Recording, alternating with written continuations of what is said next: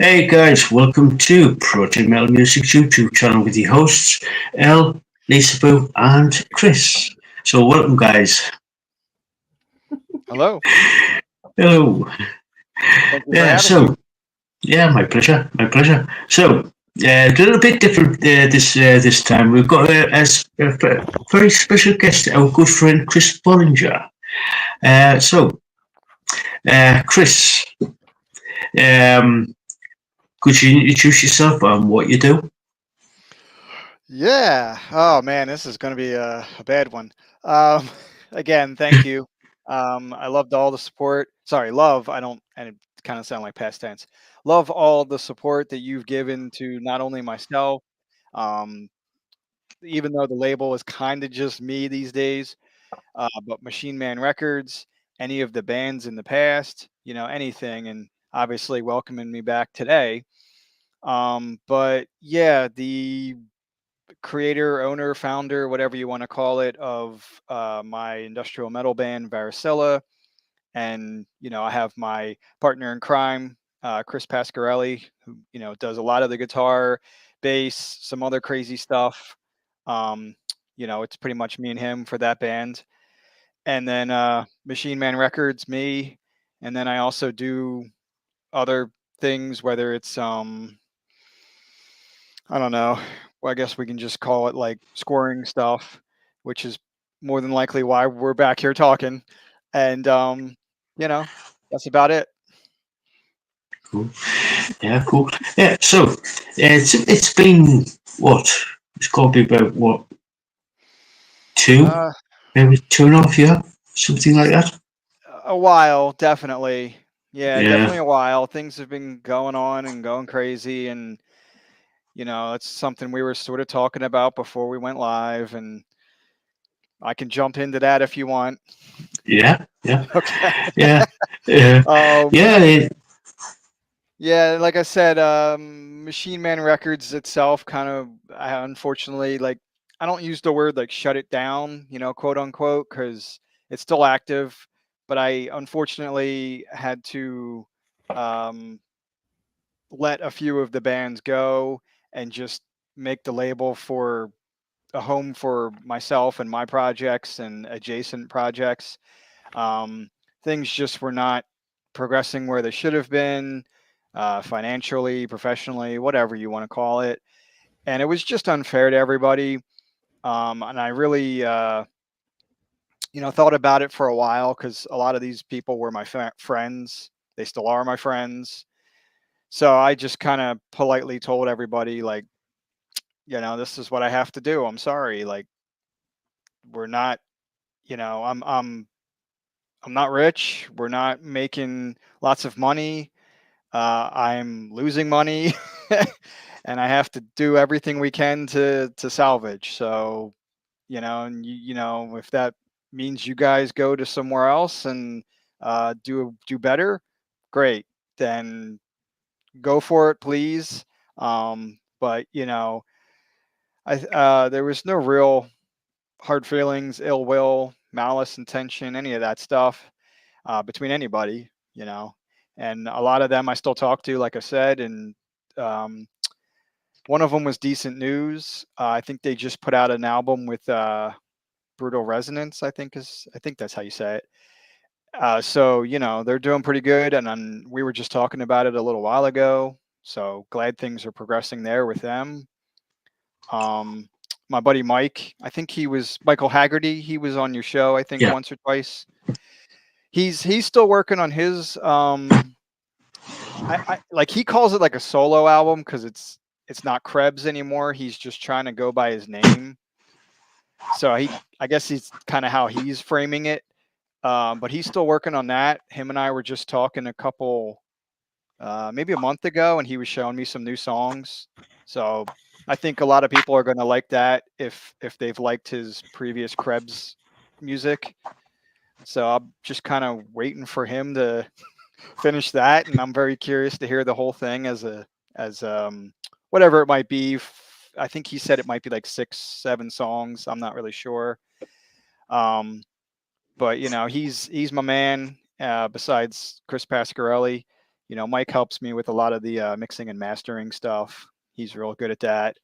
But anyway, so that was that. And, with transitional stuff there, I've I've not really been doing too much with the varicella stuff. Been trying to do more orchestral scoring, whatever you want to call it. Again, probably why we're here.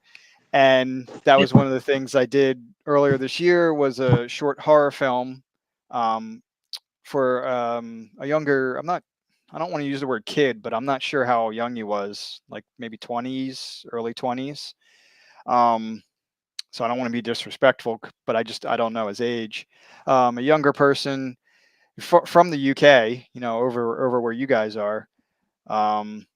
His name was Hugo, and he did. I think I found some of his shorts on YouTube, and I messaged him, looking for work kind of situation, and we hit it off. And I did his. I think it was like 20 minutes, like a 20-minute short earlier this year. So that's been crazy. And I don't want to say too much and jinx it, but I am currently working on something right now. I'm not sure how to pronounce it, so I'm just going to spell it because I do not like messing that stuff up. But a Japanese production company called Studio Haigo, I guess Haigo, that might be how you say it, or Haijo. They're like they do Japanese horror shorts. So we're working on something right now, and hopefully it works out. I'm awaiting feedback from them, but they have some pretty good stuff if people want to check out their YouTube channel. So they're pretty cool. Cool. Yeah, sure. Yeah, cool. So, could you tell us a little bit about the score that you've released through, like, obviously with like with the UK based channel, the horror film. Yeah, with Hugo, his thing was called The Other Side of the Mirror, and to be honest, I never read the script. I don't think so. My perception of the movie might be different, but it's pretty much, some girl gets a mirror as like what she perceives as a gift, but it turns out to be like a cursed object that has to be passed along. And unfortunately, she opens it and unleashes like a witch or a demon. I'm not exactly sure, to be honest, from inside of it. And, stuff, I don't know if I can curse, but all heck breaks loose on here. Um, but yeah, he was looking for a lot of like, well, he had a couple different things, but he was looking for some like more modern, like the Wicker Man, the Witch, kind of folk horror, but not specifically folk horror, just um, stuff like that. So we kind of went back and forth, um, and it was interesting because there was some things that I definitely could have done better, but whatever you want to call that, like first time mistakes, stuff like that you didn't think of. Um, and then there's a few things that, as it goes with creative types, the push and pull, like he wanted something, but I thought maybe this, and a few conversations I lost, a few conversations I won, that's just how it goes. Like I think there was one time she's trying to like run out of the house and escape or something, and he wanted some kind of like bigger bombastic drum thing there, and I was like, I don't think that's gonna work. I think that might mess up your scene. And if you did something kind of uh like a held out high pitched tension string noise, kind of like the thing that they use for the Joker in the Dark Knight movie, this kind of like really, held out note. I was like, I think that might work better, and then we can kind of, build onto it, add some things, and he agreed. Eventually, saw what I was my what I was hearing. He saw it, so that was interesting. That was cool. But it was a lot of like ghosty string kind of things and bombastic noise, kind of spooky sounds, and um, to be honest, I kind of forget because it was like 8-9 months ago. Some creepy pianos, like John Carpenter's The Thing, that whole like boom boom, and just stuff like that that he wanted. I was laughing. I was talking to my wife the other day, or I don't know, a week ago or something, and there was one scene that I didn't have context for looking back on it now. And I only had like the 2 minute scene or whatever it was. I didn't have the parts before or after. And she's driving the car and she's getting to the house, and that's when she finds the mirror. And I kind of wrote this like thriller, dramatic, staccato string piece, very like do do do do do, and kind of like all dramatic, and it's serious, and it's not scary, but it's serious. And he was like, "No, that doesn't work. That's not what I wanted." And I was really I was like, "Oh man, that's damn, I really worked hard on that."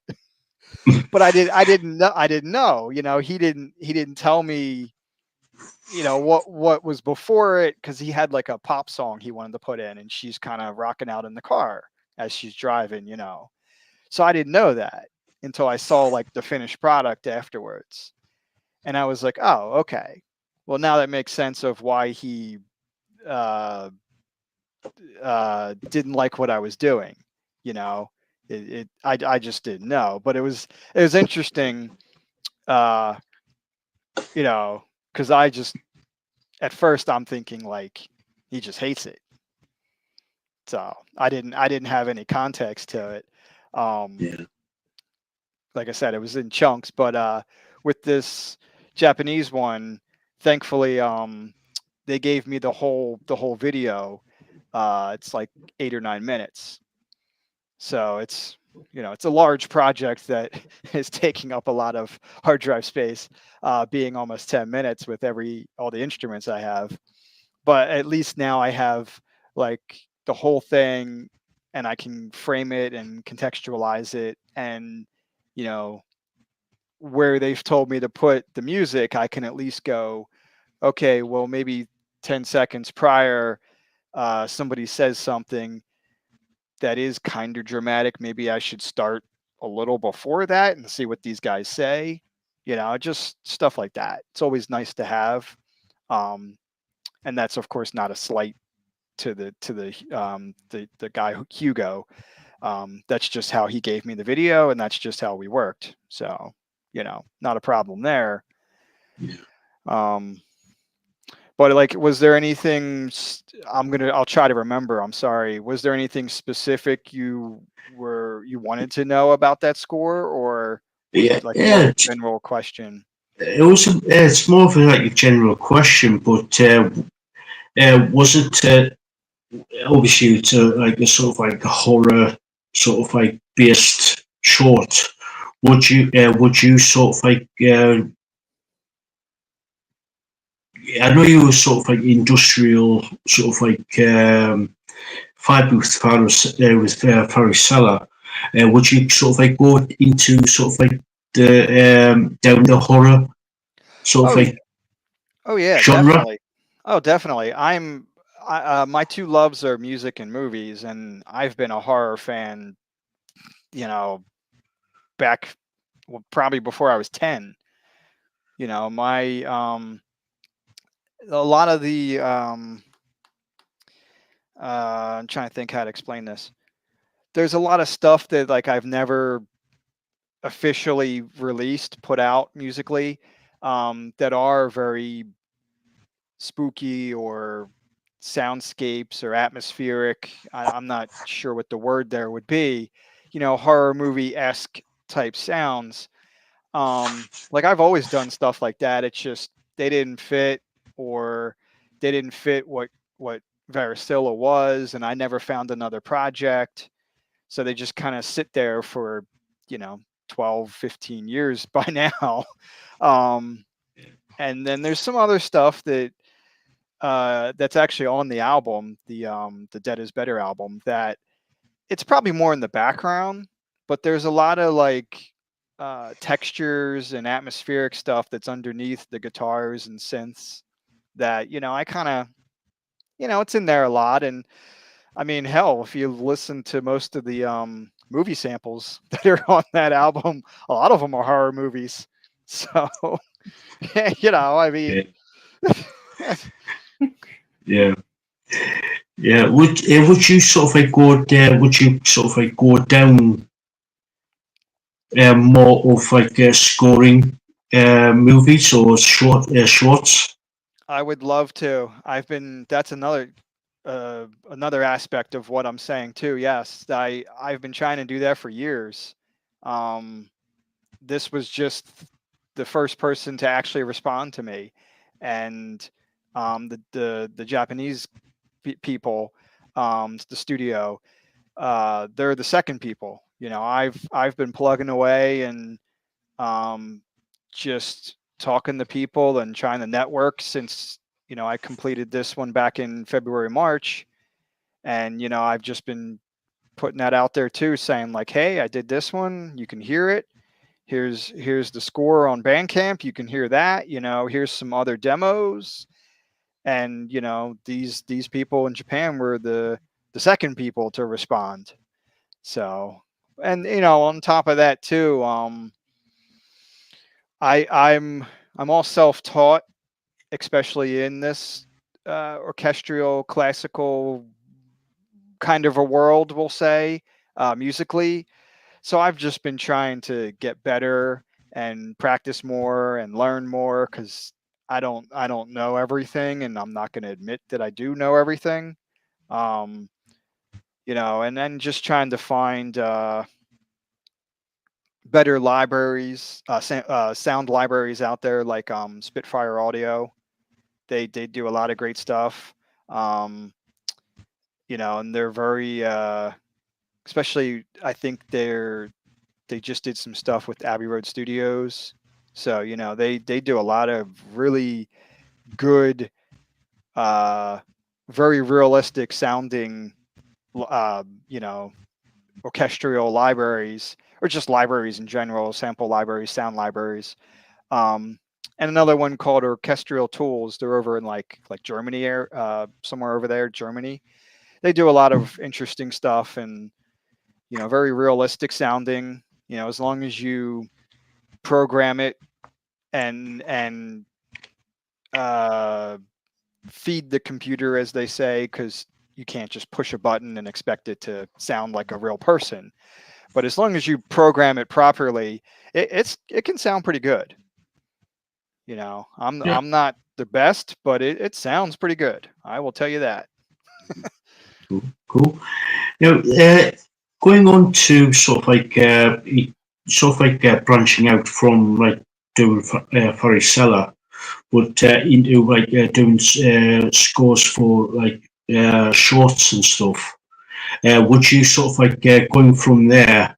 Would you sort of like branch out into doing sort of like say a crime comedy or a thriller or that type of genres of movies? Oh yeah. I mean, I think the only thing that probably would not fit my way of thinking, my brain, my um, tastes, I guess is the best word there, is probably like a standard romantic comedy. Like I don't think I could make music for that. I don't really like watching those. It's not really my cup of tea. Um, I don't know about that. But yeah, you know, like I've been making different, like I said, I'm just practicing and trying to get better at different styles. I've made a few like more serious, dramatic, um, um, I guess string pieces are probably the best word there. and some other like piano kind of things, like sad pianos or sorrow kind of sounding. Um, and then, you know, like you were saying about thriller, dramatic. That's kind of what I would describe that piece that I gave him when she was driving the car. You know, kind of had like a dark Netflix kind of sound to it. So, you know, very serious, you know. Um, and I was actually just playing around a couple months ago doing something with I don't really know what to call it, but it's kind of like a siege, uh, kind of a epic siege kind of Game of Thrones piece.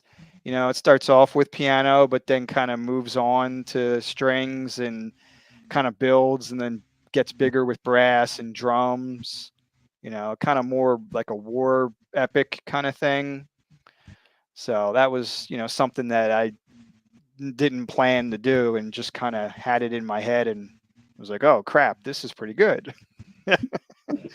So Yeah, yeah, yeah. So, I was like thinking, would you sort of like work with this guy Hugo on another project? oh yeah, definitely. Um, we kind of left it open. He I think he's done a few, maybe two since the one we did. Um, and they seem a little smaller, like where it's just maybe him and somebody else. You know, I don't know. I don't really recall, but I did watch them. They were good. You know, he's still practicing, getting better, and all that. It seems like too, because you know, like I said, he's younger. I'm not sure his age. He didn't tell me, and I didn't ask. Um, but definitely, you know, we kind of left it at that. You know, if as long as he does, you know, I don't have a problem with him.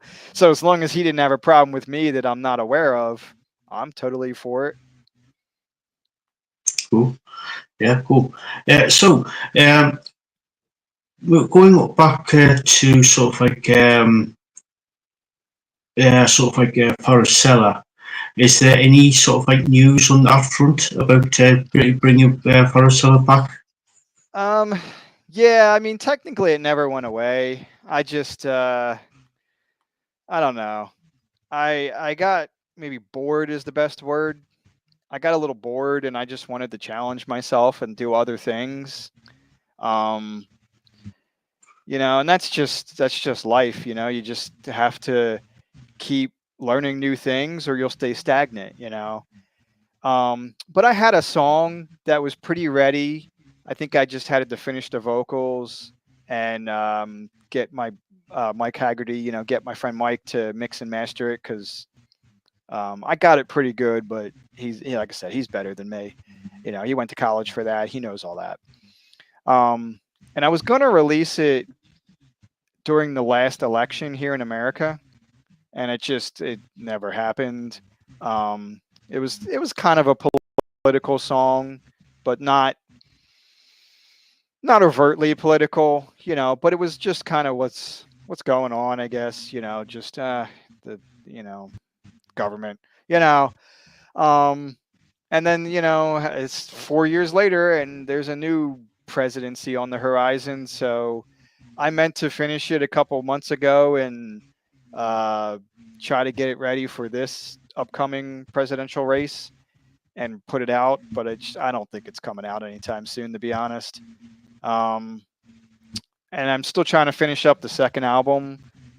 I, you know, to be honest, the biggest problem with that is that it's on a whole nother computer with a whole nother digital workstation, and I just really don't feel like switching between Macs and PCs and this program and that you know, it's getting too complicated just to do something that you want to do. It's Yeah, like I don't know, but I plan on it. It's just I guess you know when time allows, you know, and life doesn't get in the way, and I try not to get too bored with one thing. So maybe when I get bored with the scoring stuff, I'll go back to the industrial stuff. You know, I don't know. Yeah. I don't know. Yeah, that's that. Yeah, that's the thing when you switch from one sort of like device and program to another, you just like thinking, Yeah. do I have to really transfer everything over? And yeah, Yeah. it can be they think sort of like, I wouldn't say soul draining, but you just like thinking, at the minute Well, I can't be bothered. for me, I would probably agree with you and say yes, it's very draining. Um, I especially with the one that's on the PC, that that program to export everything, I have to do it one at a time. And if I have anything more than 30 or 40 tracks, it's going to take you a couple hours just to do that. And then, of course, copy it, load it up in the new one, upload all that. That's another however many minutes or hours. And it just weighs on you. And it's kind of, you know, you shouldn't let it. I shouldn't let it. But it just starts to turn into that like catastrophic thinking kind of scenario where you're already dreading it before you even turn the computer on. So then of course you never turn the computer on because you put yourself in that mindset. And I try not to. I try to look at it as like, you know, fun and I want to do this, but it's tough. And then, you know, Yeah, yeah, we were talking before the show about having day jobs, you know, and you said something like if you're already tired from your day job, it's hard to find inspiration when you come home. And that's another factor. Do I want to sit here and already be drained and just point click export times however many times, or do I actually want to go onto my Mac that's already set up? I have my template, I can play on the keyboard and I can make something in a couple hours or less. You know, which option, you know, it's pretty easy which option you're going to choose. yeah. Oh yeah, yeah, yeah. You sort of like go for the sort of like easier option of actually doing something with like you just push a few buttons and that's it. Yep. And I worked very hard to get my template up for the scoring stuff. I mean, I think I have like maybe almost 800 tracks there with the different brass and strings and winds and specific horror, creepy sounds. You know, I have them all categorized and you know put down to where they should go to which fader and you know instrument channel, whatever you want to call it. So it's very easy to just you know boop boop boop boop boop and pick which one I want, hit the keyboard, and I'm good to go.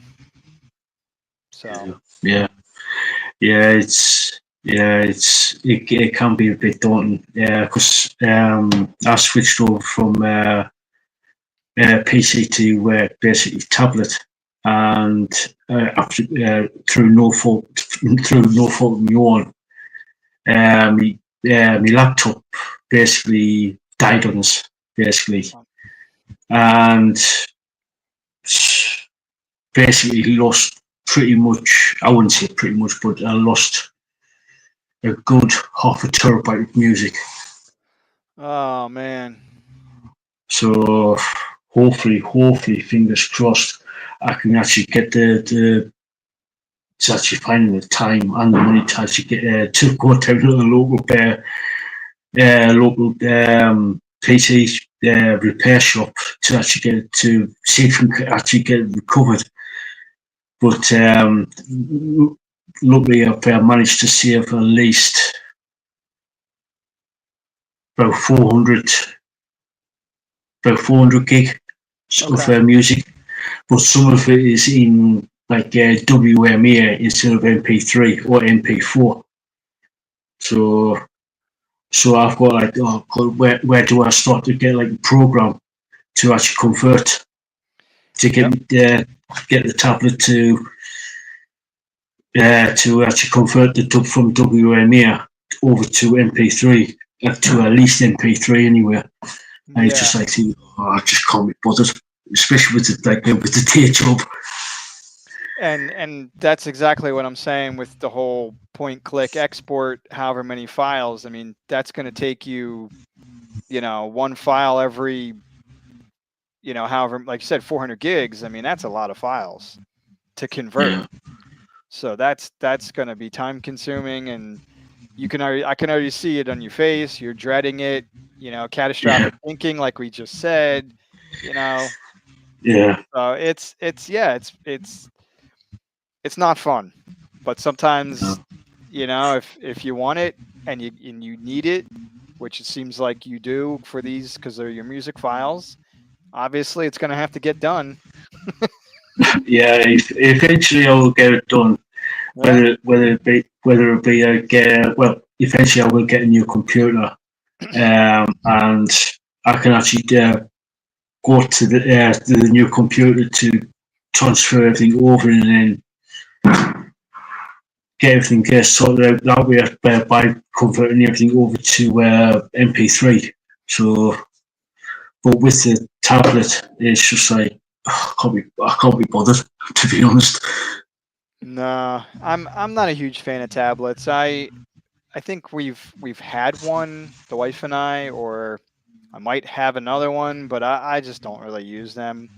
Um, we're still we're still like desktop computer people from, we're old school, but also like my music computer, my Mac, um, it has to be a desktop computer because it needs to have the amount of memory, RAM, and hard drive and graphics card space, all that. And the laptops are just limited. So I can't do half of what I need to do on my Mac laptop. Like I can only do a little bit. Yeah, So yeah, yeah. That's the thing. With using technology wise, it's like having I wouldn't say a top of the range computer like desktop. It does sort of like help with like having a decent amount of RAM, decent GPU, decent graphics card, decent processor, that type of thing to actually just to handle what sort of like handle what you wanted that machine to do. yep. Yeah, I actually um and I just bought it back in like April. It's one of those new Mac Studios, you know. Um and it was the M2 Ultra, so I kind of took out a loan more or less and bought it, because I wanted something good. I was tired of having 5-year-old, 8-year-old computers that are struggling. And if I wanted to do this seriously, like you were just saying, you need to have a good computer with the good stuff in it. So had to spend the money. Yeah, yeah. Uh, Last year, I went to a local like shop, a local store to get a quote for to get like basically it's a streaming PC. You're talking around about like this is in UK British GP British pounds. He quoted me around about £900 minimum to Mm, get a streaming computer. So I was like thinking, if I put a little bit extra into the pot to get this PC built, you're talking right to get like some of the better components for the computer. You're talking about £1,000 minimum. So you're yeah, talking about what 12, 13, $1,400. yeah. I was gonna Just, say, I think it's a little more over here. If you're saying about 900, I think we're about a couple $100 between the two of us.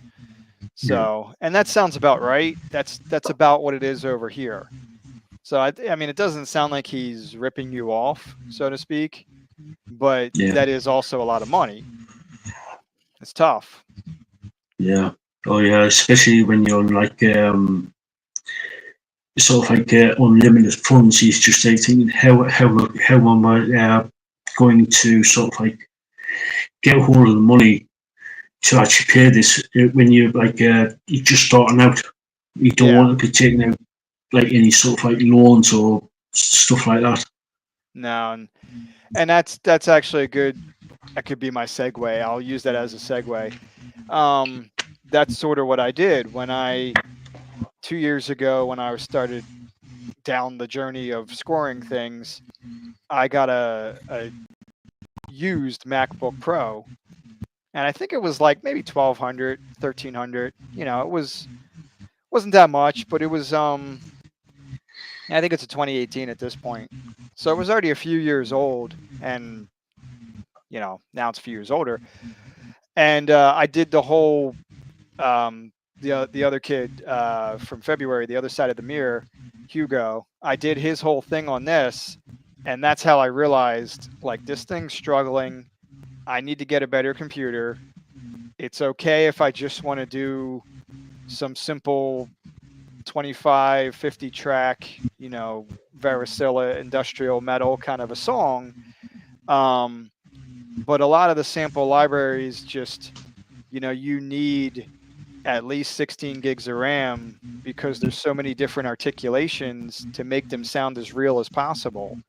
And, if you're running multiple sample libraries that require 16 gigs, your resources are going to be used up real quick. So I would, that's why, a few months later, I got that loan and I got the new computer around April, March. And that's what I'm doing with the Japanese company. I'm doing that on my new one, but it's exactly what you're saying. Like you just, you need to put the money in if you're going to be serious about it. And at the time I didn't know. So I was okay with buying some used MacBook. But now I have the good computer because that's not only will it work for anything else I'm doing, but it will work for, the scoring type stuff too. Yeah, So, yeah, it's now I have it. I put the money in. yeah, yeah. That's unfortunately if you want to be sort of like taken somewhat serious, or you want to be become more serious, you do sort of like need to put the money in to as the saying goes, put your money put put the money where your mouth is. Exactly. So, and that was the thing. Like I kind of waited um till after I was done with Hugo's project and, just wanted to see if it was an avenue I wanted to pursue because if I had a terrible experience and I didn't want to do it and maybe I just wanted to be a hobbyist as they say and play around on my spare time, I probably would have kept the MacBook Pro and I just would have said, who cares, whatever, I'll do what I want to do when I want to do it. But since I want to more or less charge for my services and work on people's professional videos, I needed a better computer.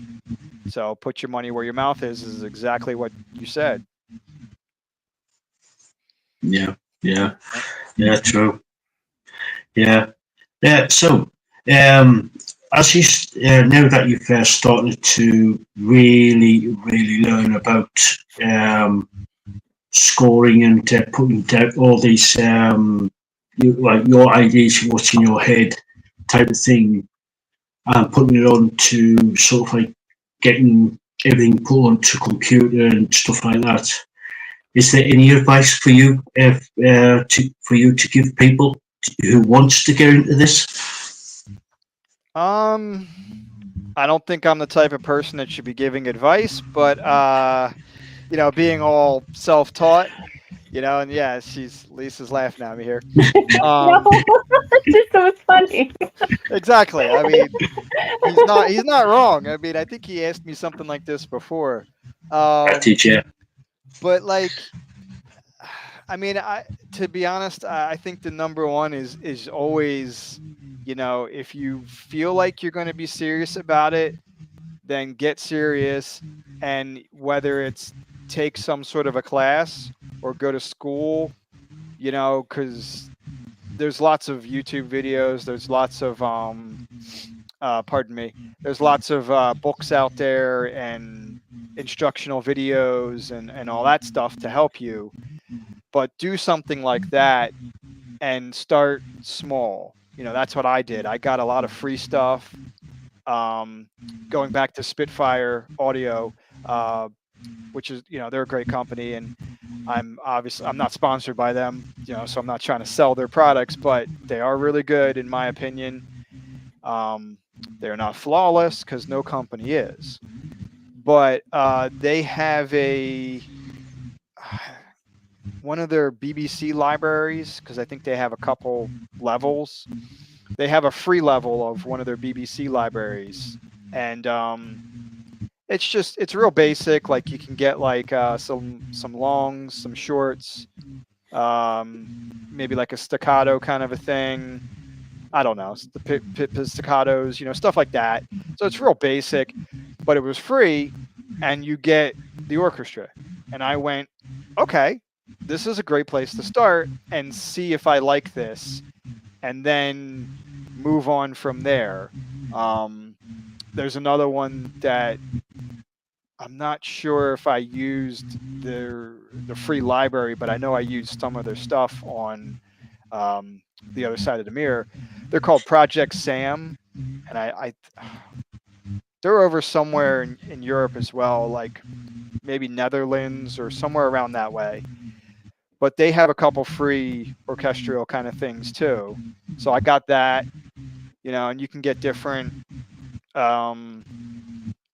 sounds from each of them, different articulations, and they have different vibes.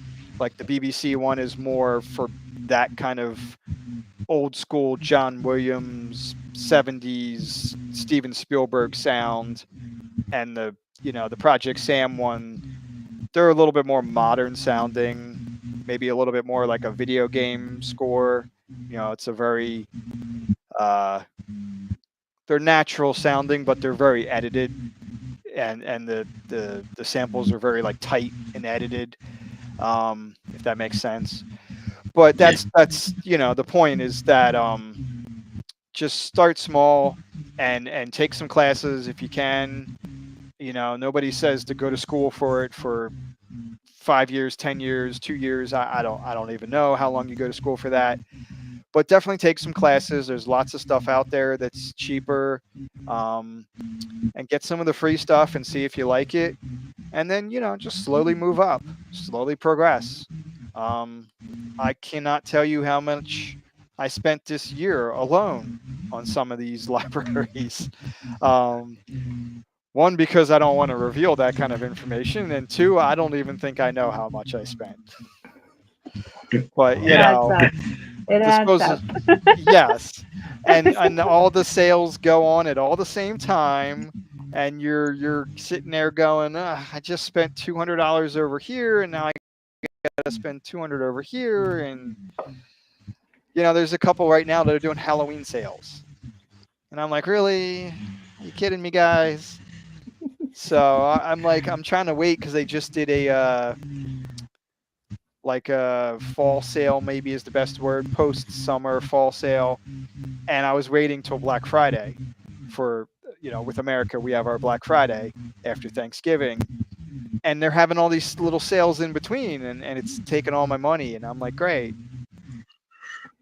I was like, Yeah. but yeah, I mean, and Lisa can laugh at me again, but that's exactly, that's probably the best advice. Just, listen to what your heart says. They always tell you, listen to your voice, and don't try to copy too many people, but definitely learn what some of your favorite artists, and this can go for bands, because, what most bands start out playing other people's songs before they make their own, especially kids in garages. They're just trying to play their favorite songs.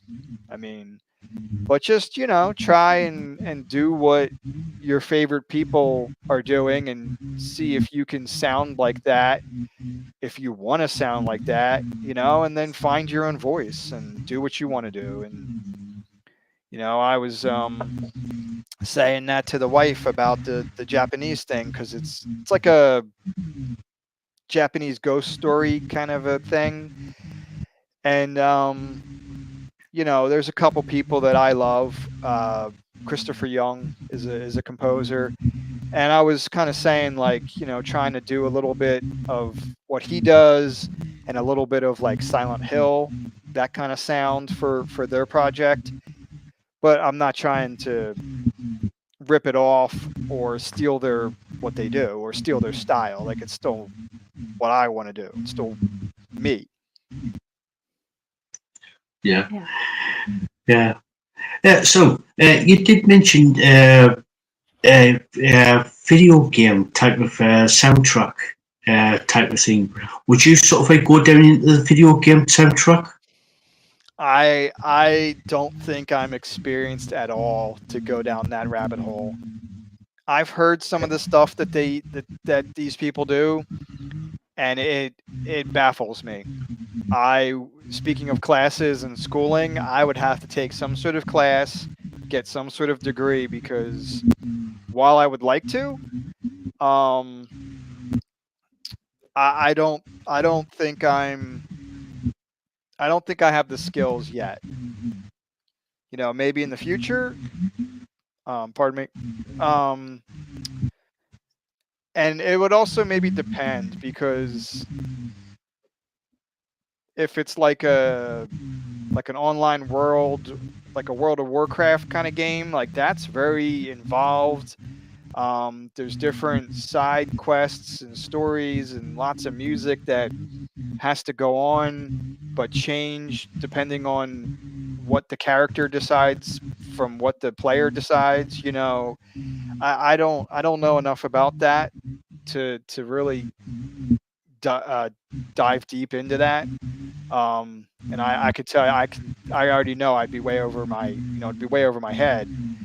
But if it was a smaller, like maybe an indie video game that only had a couple levels and they needed just like, I don't know, a couple hours worth of music tops, maybe I'll see what I can do depending on everything else, like work and life. Yeah. But it would be interesting to pursue. I'm not going to lie. I'm not going to say that I wouldn't love to get some of that video game money. Yeah. I was going to say some of these AAA games you're talking, like they spend what a good few. I would say about a good few million just on the music alone. I honestly, I'm not really sure. That type of publishing, the publishing rights for the music, that's also something I don't fully understand as well, and would have to, I'm out of my element on that. I would have to get some clarification.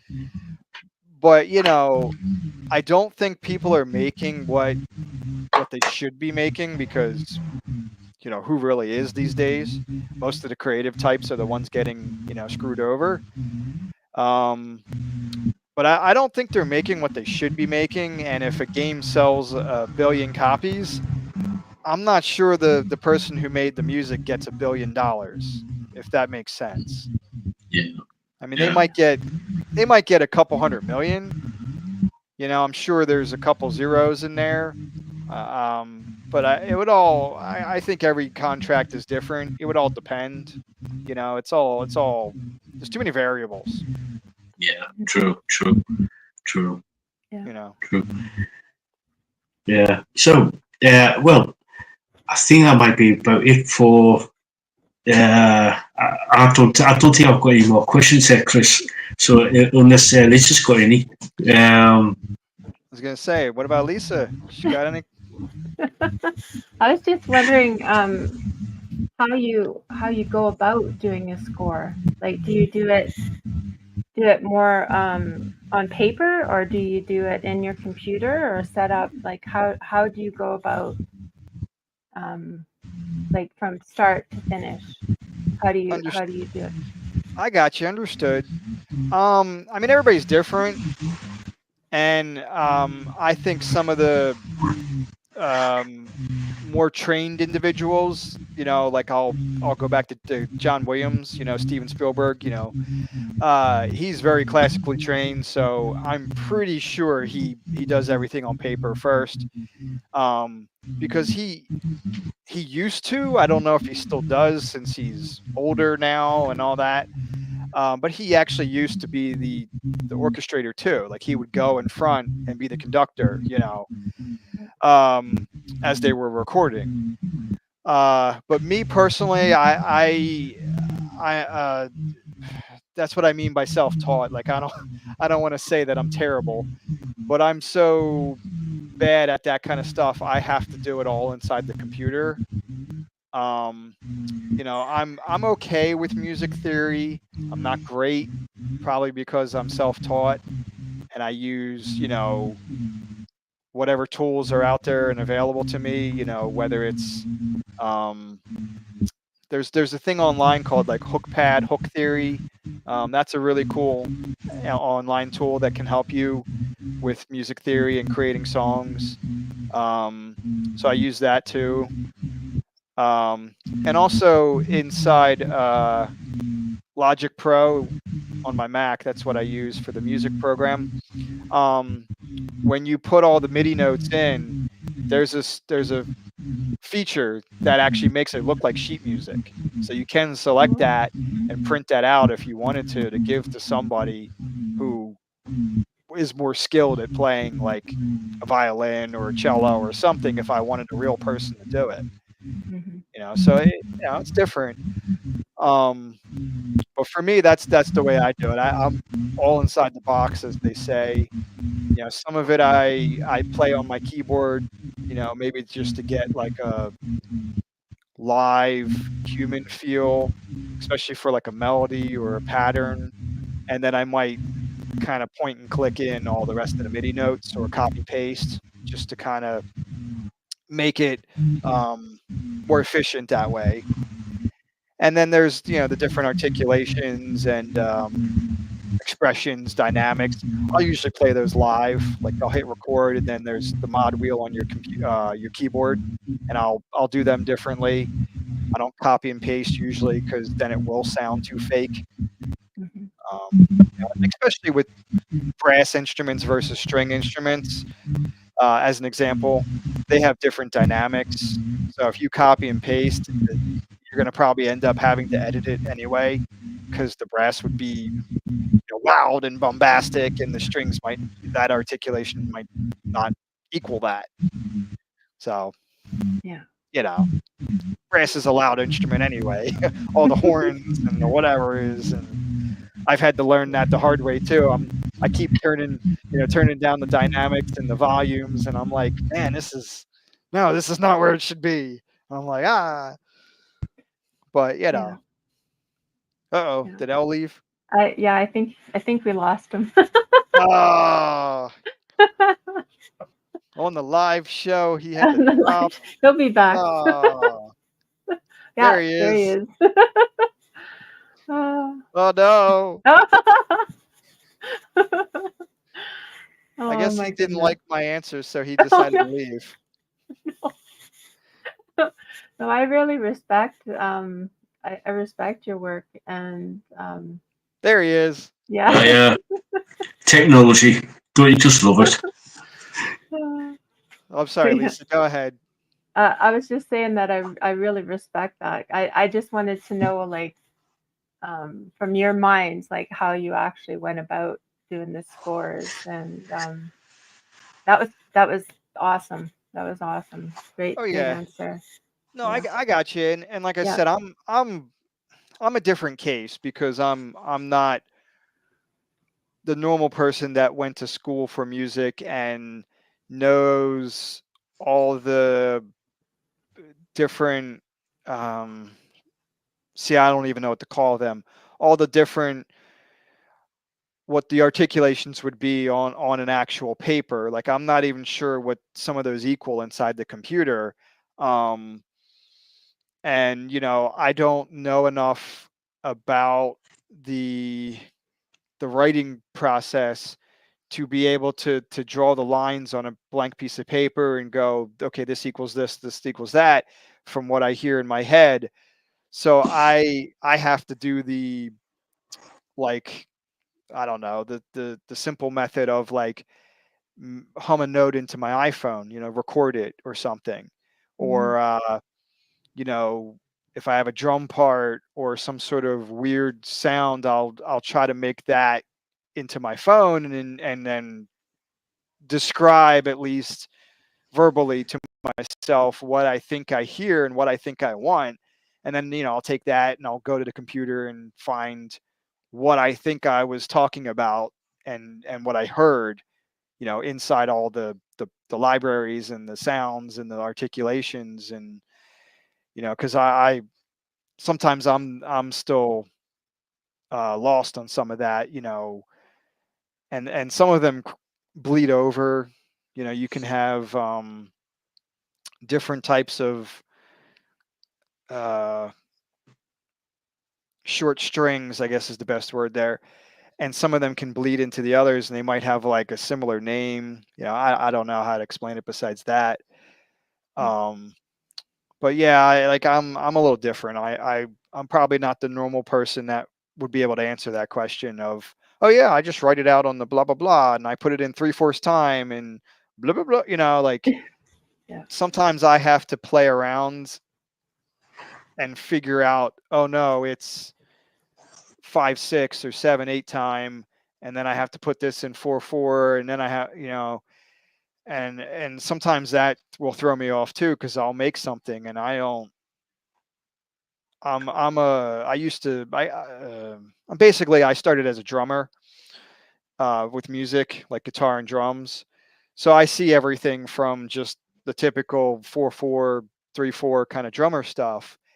And when you get more and more into classical music or classical scoring, orchestration type things, this is my opinion, of course. This is not something that I was told, but they do start to get crazier into that odd time signatures, and sometimes there's even like a break or a pause, and it goes, even if it is in 4/4, it might go to 2/4 and then back to 4/4. And so I don't fully understand, because I never had a class on that. I don't know why they would do that, but it works, and I've tried it and it works for me too. So Yeah. clearly there's a reason, and I don't know what the reason is. But it's clearly a correct reason, because it works. Um, but yeah, there was something recently. I don't remember if it was that epic siege kind of song I was talking about, that I couldn't figure out the rhythm to it, and I'm messing with the tempos, and it just wasn't working, and I just couldn't figure out why. And then eventually I went, oh, well, let me try, this time signature or that time signature. And that's what it was. I was in the wrong time signature, and I didn't know. And Yeah. I didn't realize at first that, I probably should have done that. Like, whatever I heard in my head was that time signature, and I didn't know. It Yeah. was That's the part of, I guess, not going to school and being self-taught that kind of messed me up. Mhm. But it was because it was weird. It was kind of like a waltz, so it had like the weird, like, boom boom boom boom boom boom, kind of a vibe to it. And Yeah. I was just like, okay, well, that's 3/4 or 4/4, whatever, and when I got to the loop point, it wasn't looping right. And I was like, okay, well, what did I do? Like, like I screwed something up, clearly. What did I do? And it took me a bit, and I figured it out. Yeah. But it was interesting. Stuff like Mhm. that is very, very, uh, mind-numbingly, boring Yeah. sometimes, trying to Yeah. figure it out. But it can be fun too, because, or right now it's fun for me, because I don't know, and oh, I'm experimenting. I'm finding something out, you know. Yeah. And I'm that kind of person. I'll sit in my music area and, you know, do wacky stuff, and that's just me. I'm the mad scientist, and you know, I think man, I forget what it was with varicella.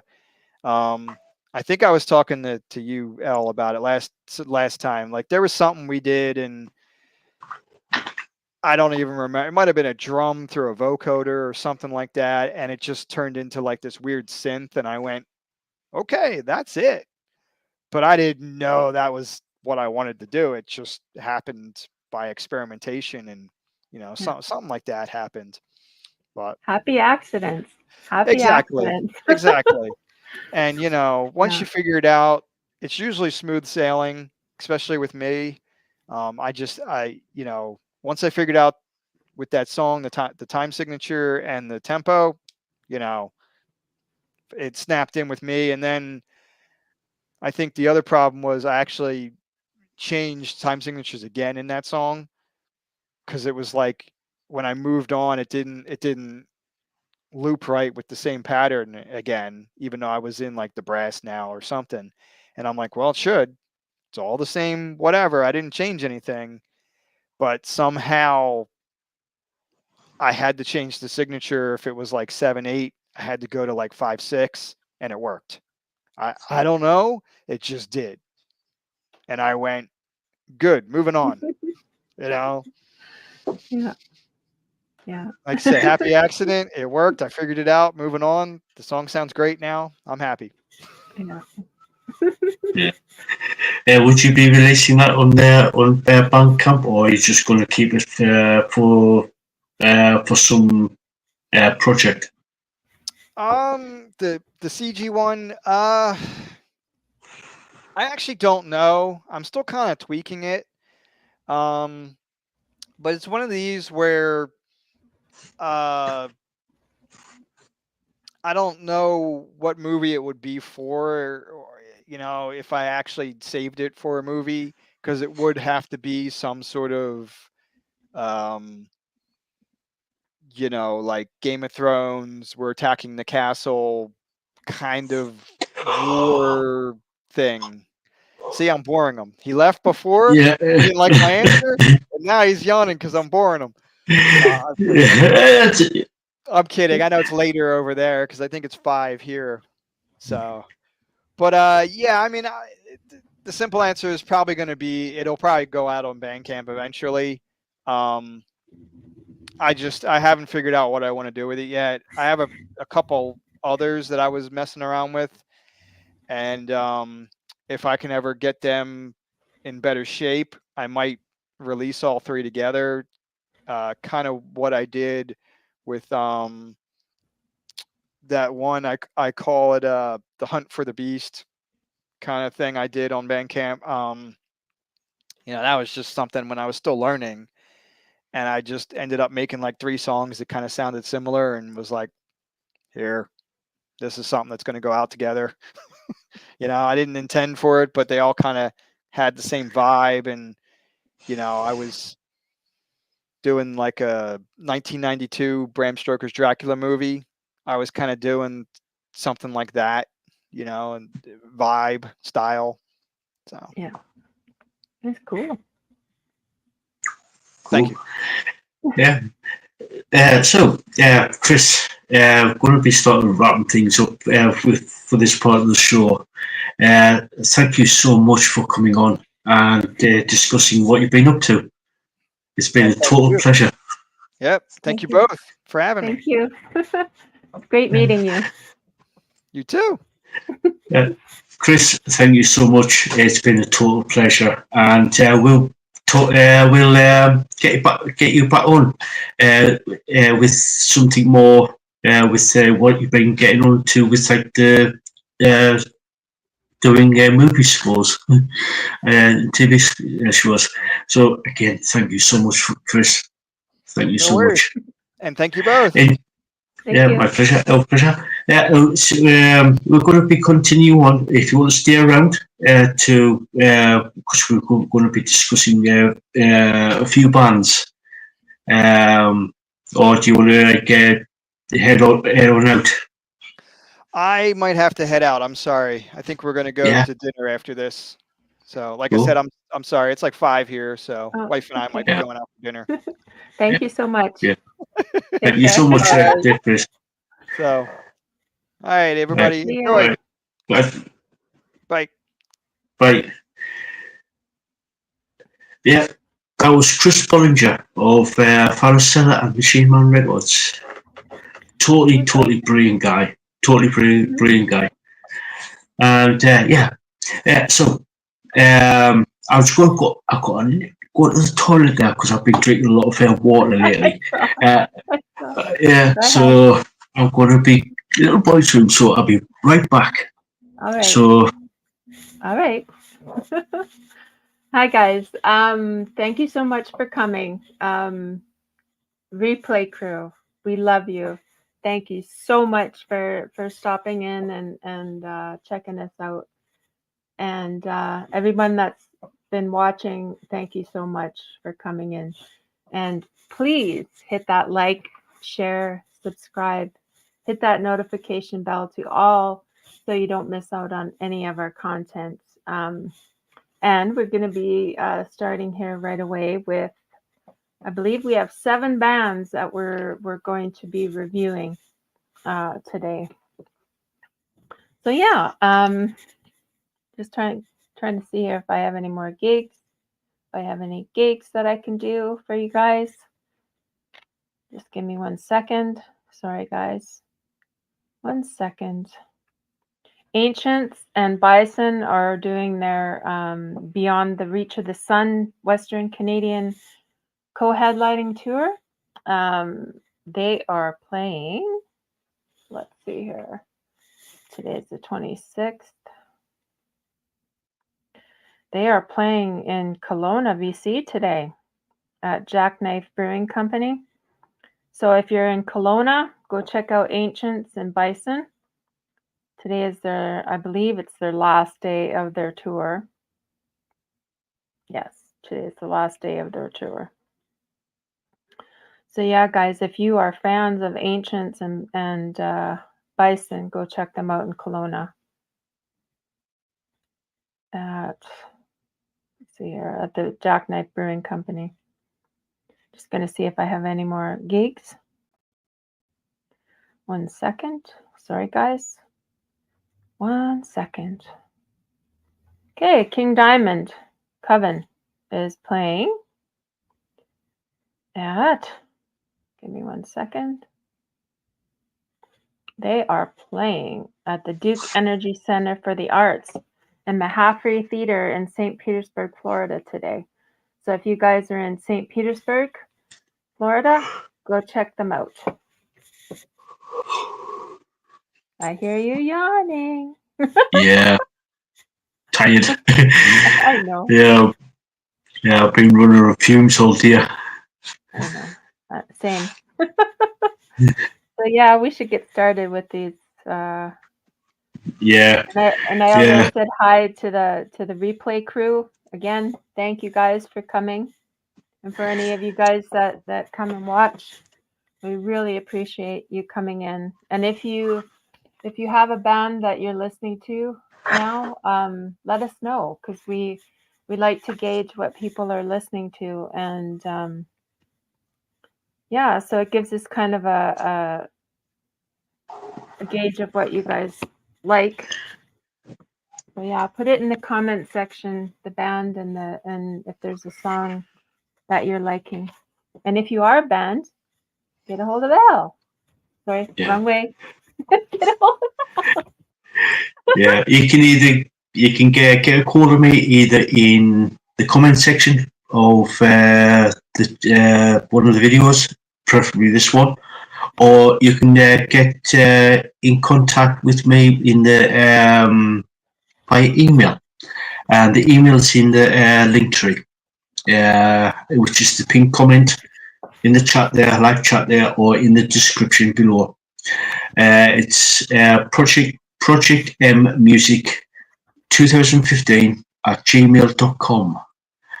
or you can get me on contact me over on Instagram, project_metal_music.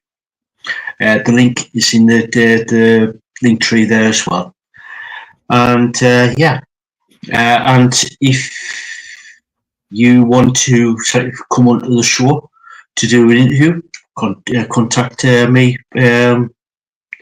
by Instagram. Instagram's probably going to be better, or the email. So yeah, and there is a link there. If you guys are able to, if you can, please check out Elle's link tree there and support the channel if you can. I know times are hard, but to help Elle out to get some equipment, there is a link there for his PayPal. If you're able to, we would appreciate anything. So yeah. And there's also a link there for Lisaboo's store over on Etsy, Bootabel X Studio. She does some amazing stuff over there. She does geodes, spheres, towers, cloths, altar-cloths, you name it. She does some custom jewelry as well. So head on over to her store, and Lisaboo, you know more. Please grift away. Bootabel X Studio on Etsy. I do custom jewelry. I do bracelets with semi-precious and precious beads, silver, gold findings. There's earrings there. There's vintage jewelry, some clip-ons. There's spheres. There's towers. There's stands. Tired. Yeah. Yeah, guys. if there's anything that you are looking for and you can't find it there, let me know. There's a chat feature and I can more than likely get it in for you. So yeah, go check it out. Cool. I'm gonna move this down a bit. So there. That's it. Right. So drift over for the time being. So let's get into some of these bands that we're going to be discussing today. There's 7 bands this week. They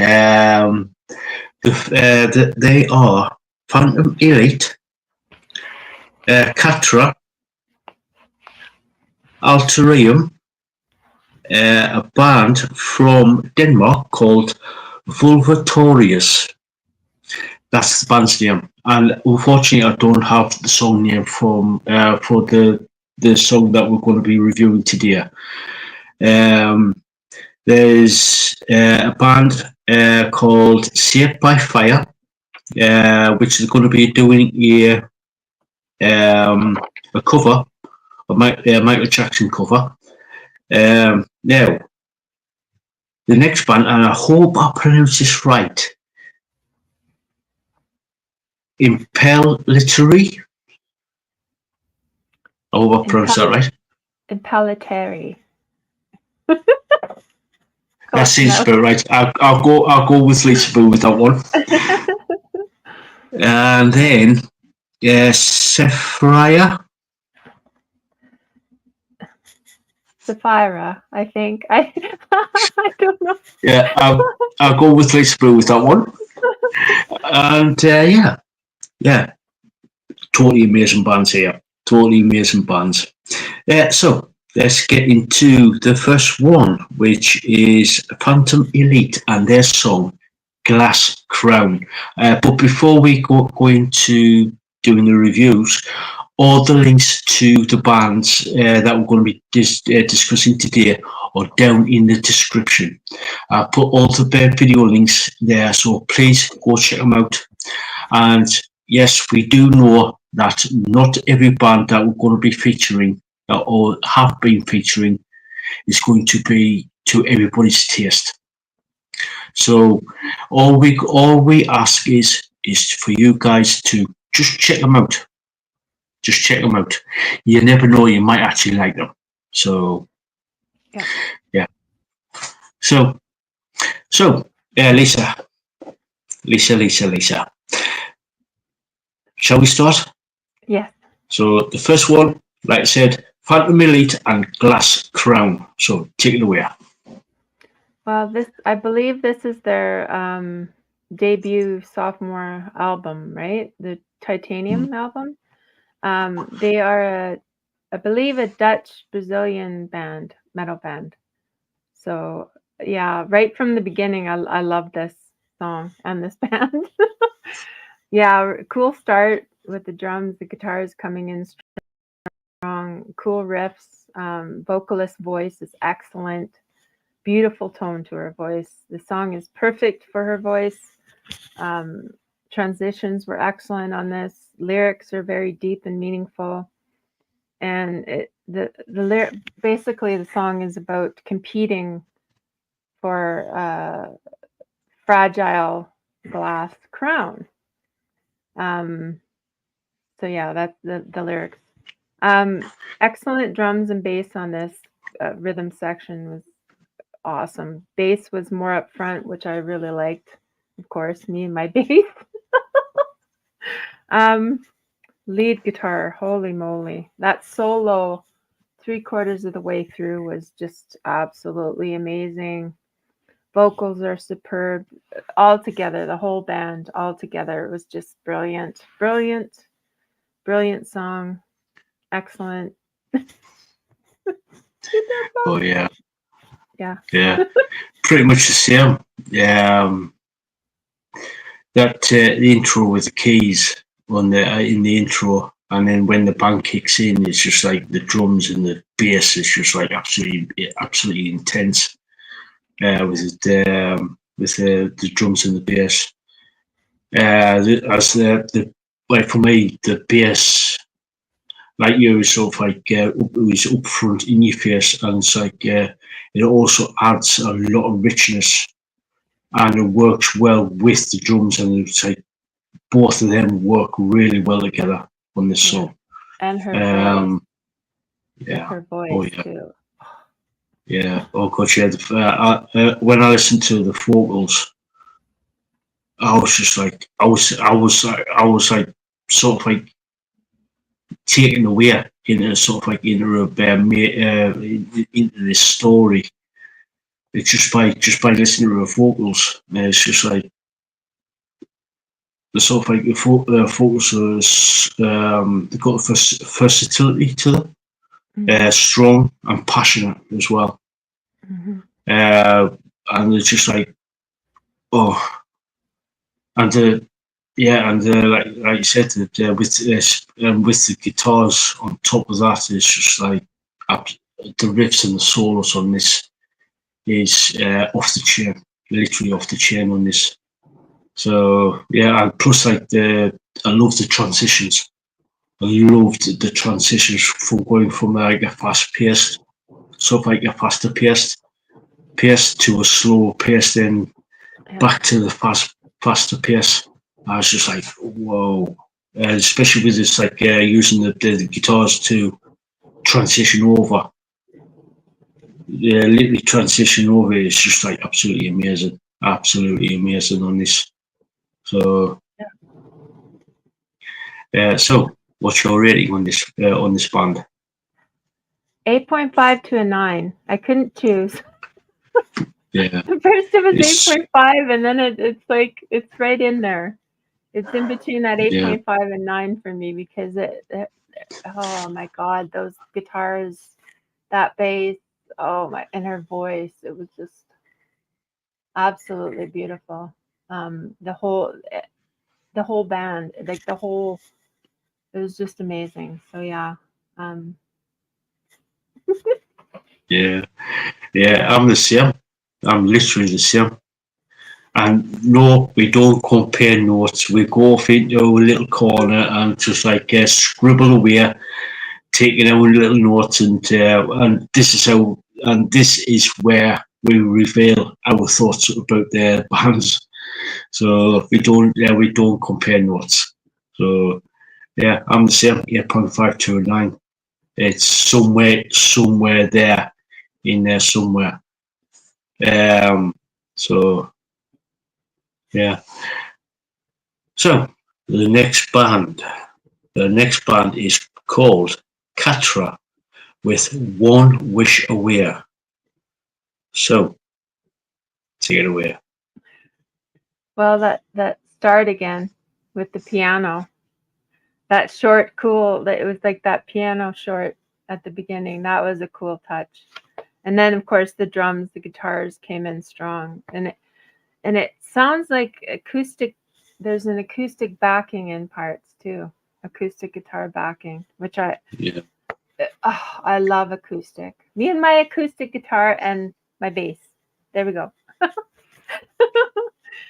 So yeah, vocals were spectacular on this. Video itself.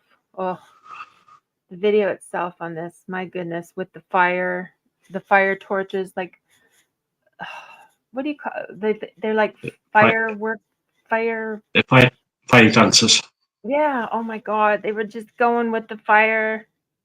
It was amazing, and it was like acrobatic too. There was like flips, and there was like doing acrobats, and in the black and white sections with the costumes. Oh my God, excellent, excellent, very artistic, very theatrical. Transitions are on this are amazing. Um, yeah, absolutely great. Band works amazing together. It's such an amazing song. And I really look forward to listening to more on this. Lyrics, of course, were great. Everything was just amazing. So yeah.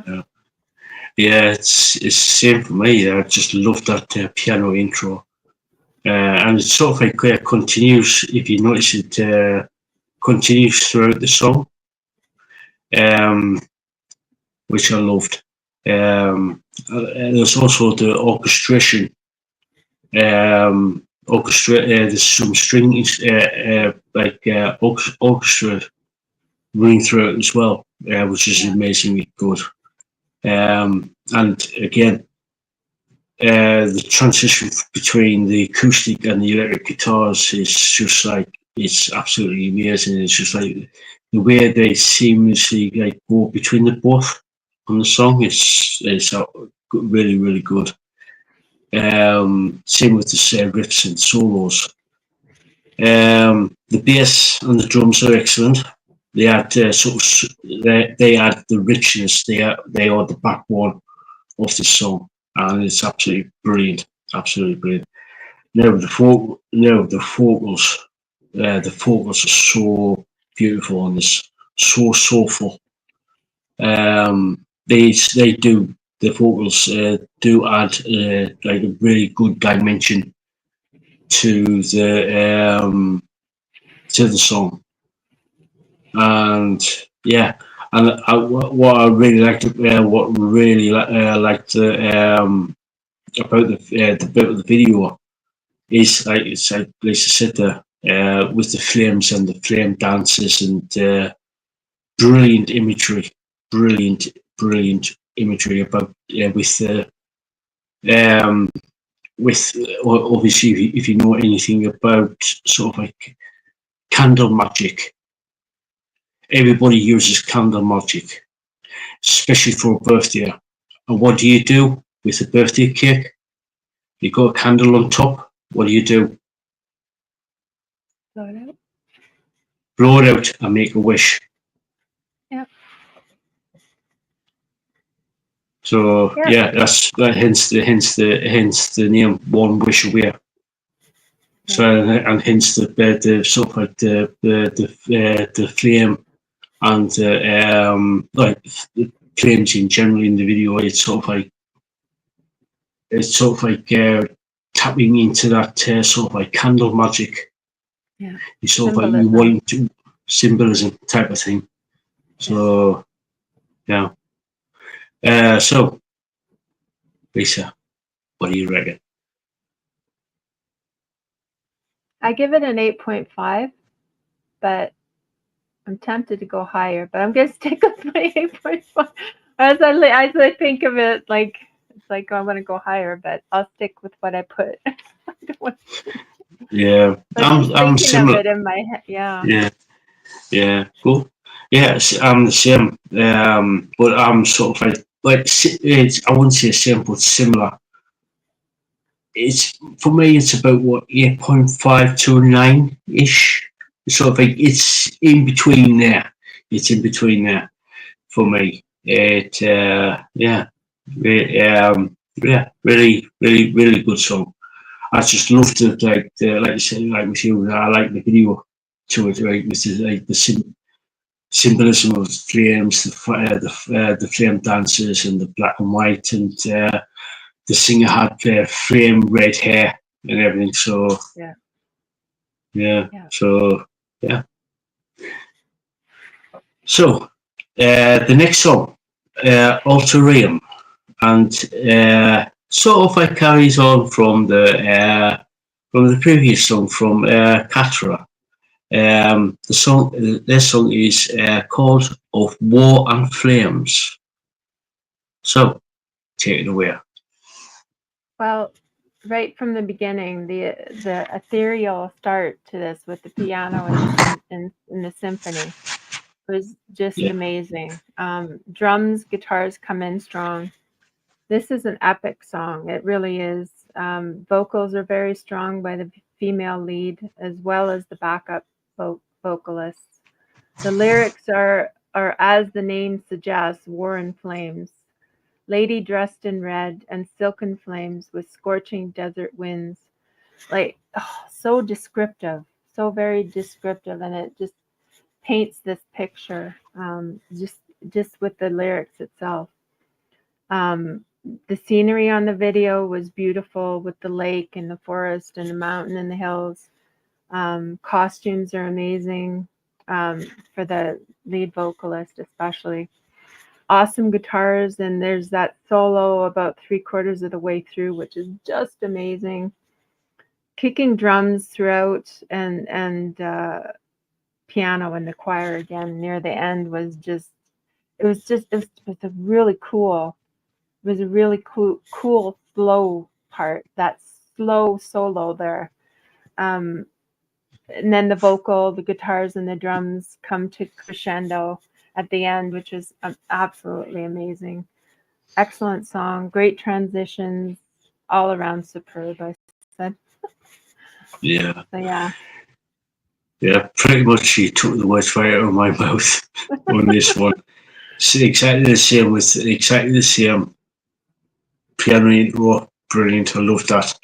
And then bang, the drums and the guitars and the bass kick in, and it's just like it's sort of like it's just like basically.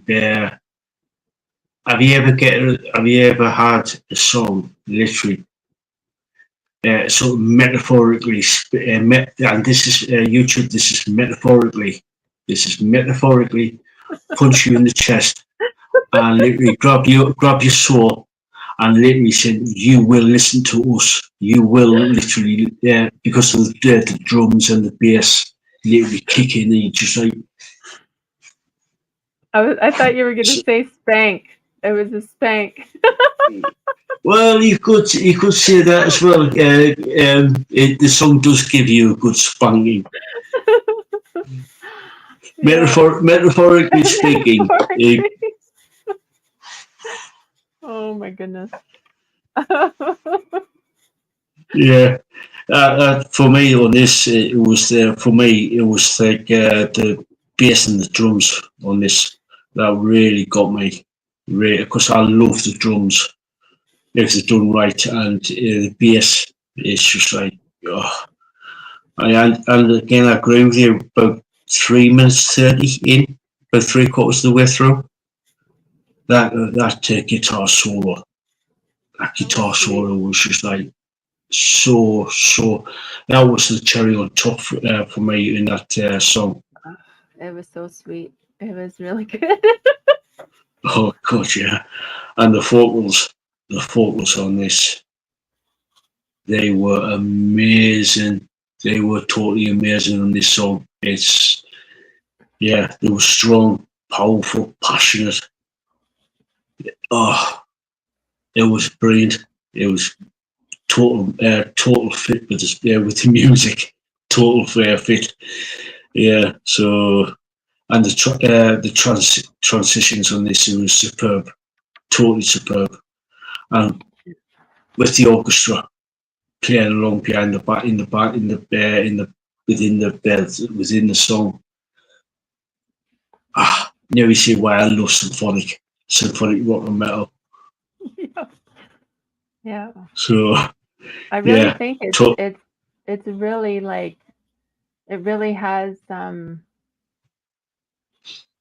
just something about it that's it in life when you kind of go through life and you like certain music and then all of a sudden something comes like even though it's been there all of a sudden it just has this other meaning to you like it just hits your soul somehow. That's what symphonic metal is doing to me right now. It's yeah, hitting a different way than it has like yeah. yeah, yeah. It's for me. It's it was when I first heard. I knew it was there, but I didn't really understood it. I didn't really understand it at the time. But it wasn't until 1997. Yeah, 1997 when with him Temptation released their debut EP Enter.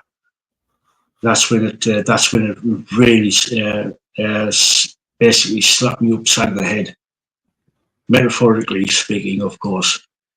It's just like that EP by Within Temptation in 1997. When I first heard it, I was like thinking, "What is this?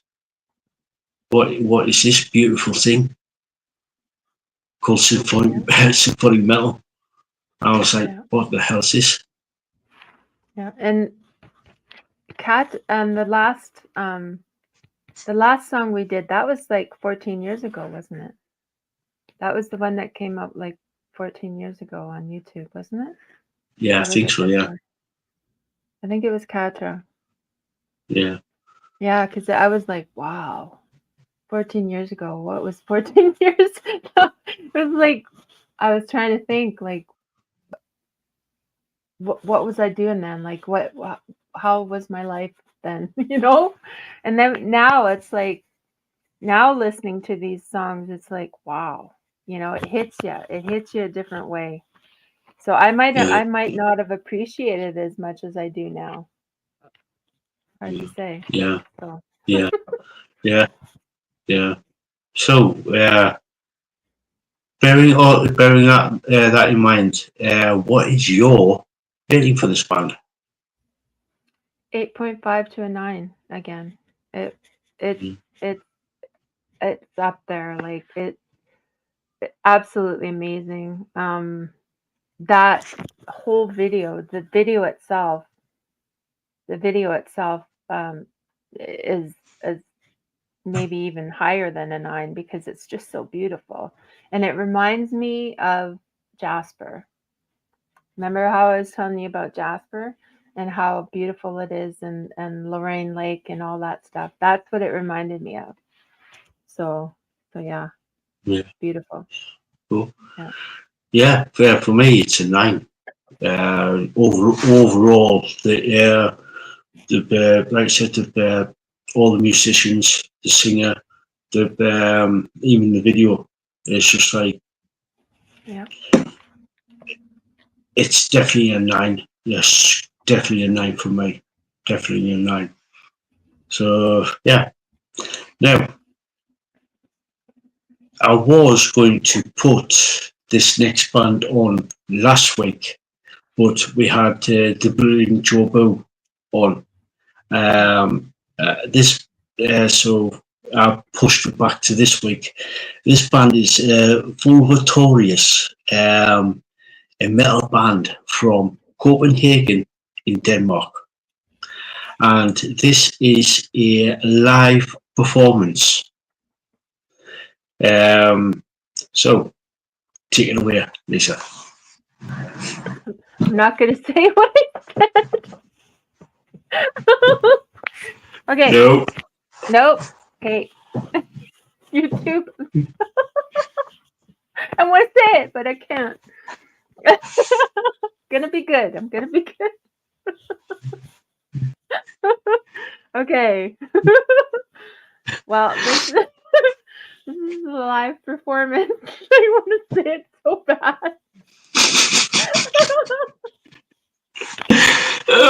You don't want to know what she said.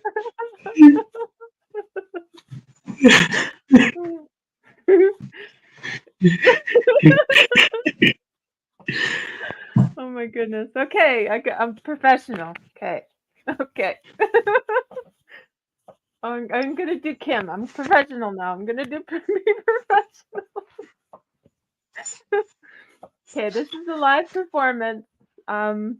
Lead singer is a female with an amazingly deep voice.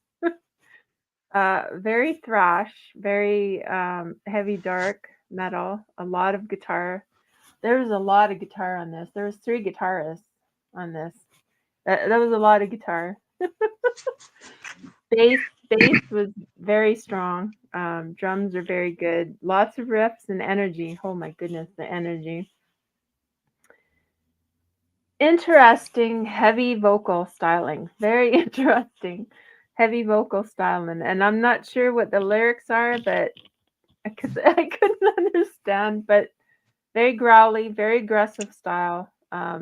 You definitely have to be in the mood for dark thrash, heavy style to get full enjoyment out of this.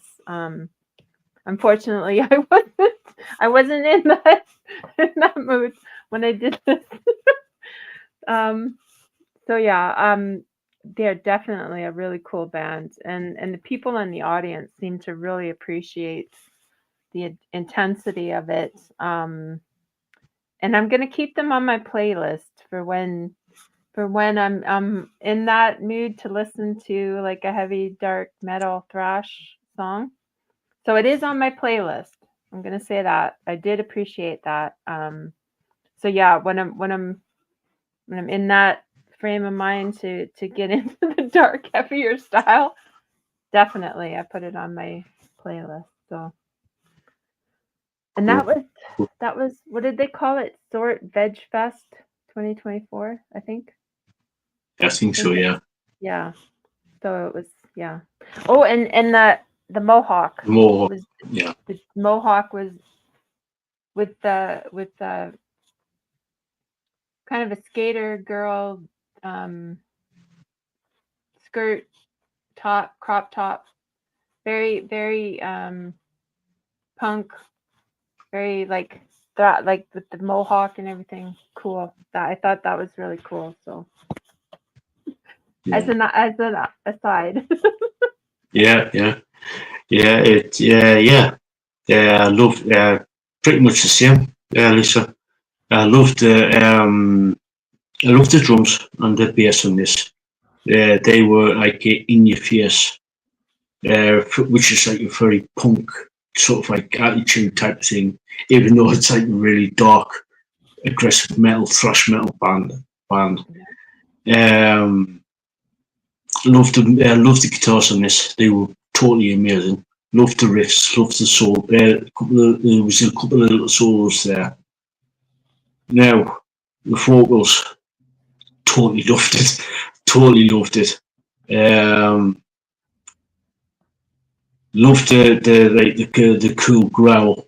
The sort of like growl, and very unapologetic.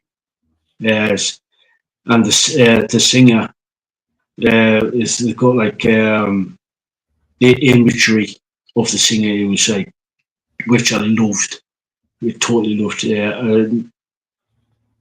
Yeah, and the attitude. She had the right attitude. Yeah. She had a very unapologetic attitude. Says, "You will listen to me, and you better, and you will like it." Or do I have to get out, jump off the stage and actually go into the crowd and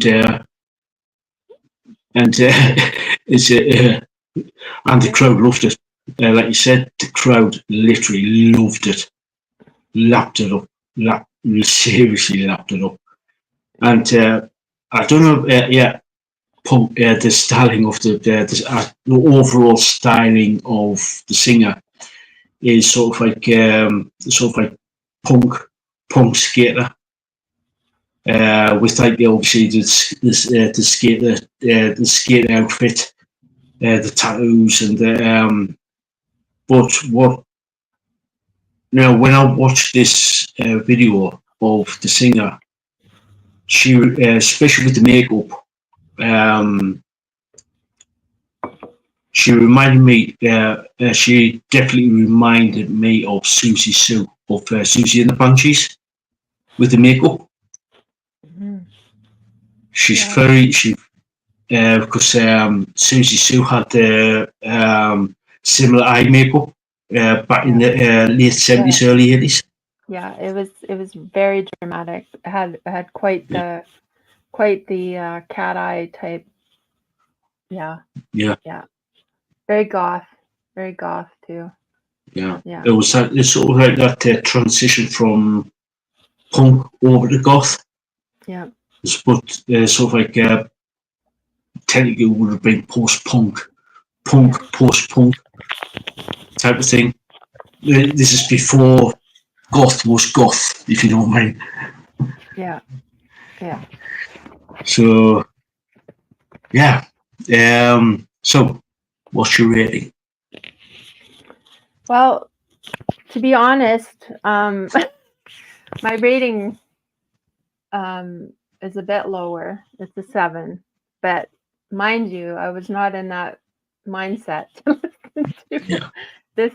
It would have been higher. Like if I was in that, like I said before, if you're in that state of mind, if you're in that frame of mind and you're loving it, right? It's different. So take that in mind. It's a 7 out of 10, but it would be higher if yeah. They're awesome. They're amazing. They're amazing. I just wasn't. Mine's a little bit higher than yours, but again, you got to be in the right frame of mind to actually appreciate what they were singing about and what they were doing and stuff like that. It's a solid 8 from me, a solid 8. So yeah, I will definitely keep an eye on these on this band, Vulvatorious. So yeah, definitely going to be keeping a close eye on this band. I know there's been a couple of I know from the little bit of research that I've done, they've got a few sold out shows on tour. They're on tour and they've got like a few sold out shows. So yeah, keep an eye out for them. So yeah, I like to say, guys, if you want to watch these videos, or I'll put the links down to the videos in the description. So please, all we ask is go check them out. That's all we ask. So we know that not every band that we feature on the show is to everybody's taste. So yeah, all we ask is just check them out. So moving on to the last 3, which was chosen by our gorgeous Lisaboo here. Next band is a band, and I do believe it's a solo. I believe solo, like a solo guy, a one-man band. Saved by Fire, and like I said prior to doing this is a Michael Jackson cover, and pretty apt what's coming up in a few days. And the guy did a cover version of Thriller. Heavy metal version of Thriller. Oh yeah, a metal cover of Thriller. Now I like this one. love the wolf. So I started off. I love the wolf howling. With the wolf howling intro with the drums, sort of like a slow beat, then starts to build up in the song. The bass kicks in. Let me see. Yeah, I like the bass on this one because it's the bass is sort of like more takes more of a lead on this, and yeah, really good. I really like that when the bass takes the bassist boots the guitarist to one side and says, "No, I'll take over this. I'll be the lead on this one." I like that. The guitars, good. Don't get us wrong, the guitars is there, but they sort of like take more of a background to it. Now, now, how can I put this? The vocals. I wasn't too sure at first, as to me, this is my opinion. They seem to be a bit too weak for the song. A little bit too weak. It's a bit strained. But don't get us wrong, they are good. They are good, but they're a bit, to me, they're a bit too weak because he was like sort of like straining. Yeah. Because obviously, as you know, Thriller is a masterpiece from Michael Jackson, and he put like a lot of effort, and yeah, it's to me, it's sort of like they're a bit too weak for the song, if you know what I mean. Yeah. But overall, don't get us wrong, he's a good singer. He's brilliant. But yeah, I do like him, but it was just a bit too weak for the song. Yeah. So yeah, but that's just me. So don't come at me. It's just my opinion. So yeah. But Lisa, what's your take? Well, I kind of wished it would have been a bit longer because it was the shortened version, right? So everybody Yeah. knows it's not the full. Because Thriller was a long song, right? And I basically picked this because Halloween, right? So I wanted I wanted to pick something for Halloween, and I thought, well, okay, it's a metal cover, so yeah. And who can live up to Michael Jackson's vocals? I know. It's like it's a Yeah. hard song to like live up to, right? So I thought, good for you for trying. Could have been longer, but in a way it was like good. Like it was good. Like and I because I totally get what you meant about the weaker vocals because that's totally how I felt. But the rest, like with the wolf howl and it had that thriller kind of a thing and with the pumpkin um at this like on the clip of the video with the orange and the kind of Halloween house type thing. Thought perfect for kind of ghoulish stuff. Yeah. But yeah, Yeah. of course everyone knows the classic Michael Jackson Thriller, right? But this is a heavier song, heavy bass, guitars, drums, metalized vocals. Yeah, a shortened version, but you get the idea of the heavier metal style. Um, Kind of an homage to Michael Jackson. I would have liked it to be longer, like I said, but I think as an homage, it was pretty good for Halloween. So yeah, who can live Yeah. up to Michael Jackson? Yeah. Yeah. Michael Jackson. Yeah. Whether you love him or you hate him, he's done some amazing music over the years. He's done some amazing music, whether it be with the Jackson 5, whether it be with the Jacksons or with his solo career. You can't deny that he was a genius at what he did of creating a pop song, basically. Yeah, yeah, and there'll be So, people that don't like him or whatever, but that's fine. Like That's cool. This basically picked this for Halloween as an homage. Yeah, yeah, So yeah. For me, yeah. It's a brilliant choice. Brilliant choice for this time of the year. Brilliant choice. So, for me, it's got to be in yet. So the reason why I chose picked I said a solid 8 is yeah, like I said, it's what let it down for me slightly was the player vocals. So nothing against the guy, nothing against. It was just like it's a Michael Jackson song. It's one of his ultimate classics. So yeah. so Hence why I gave a 7.5 because I totally agree. But who can emulate that? Like who could do it other than maybe one of his brothers? yeah, He might be able to get that, but yeah, you know. yeah, yeah, So yeah, yeah, 7.5 for me. But it was yeah, it was good. It was good. It was a good metal cover. Love yeah, the bass on it.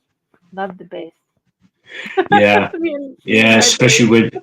when especially when the bassist well, especially the bass basically kicking the guitars out the guitar out the way and actually like saying, nope, I'm going to take the lead on this. No. So right, the next band, Impellitteri. I think that's how you pronounce it, but could be wrong, and I do apologise. So the song is called Rothschild. Now, I've got to ask, is this a cover of Iron Maiden? Didn't say it was a cover. No. I don't think it is. But when I saw the title of the song, I thought, Yeah. oh, is this a cover of Iron Maiden? But thankfully, they put the lyrics up in the description. So, no, it's not. But when I saw the title, I was thinking, "Oh, are they going to be doing a cover of Iron Maiden?" But no, it's a completely different song. Same title, different song. So yeah, now for me, love the drums on this. Love the drums as they are so fast paced, pounding, and it's sort of like bordering on speed, like sort of like speed metal type of drumming. A bit like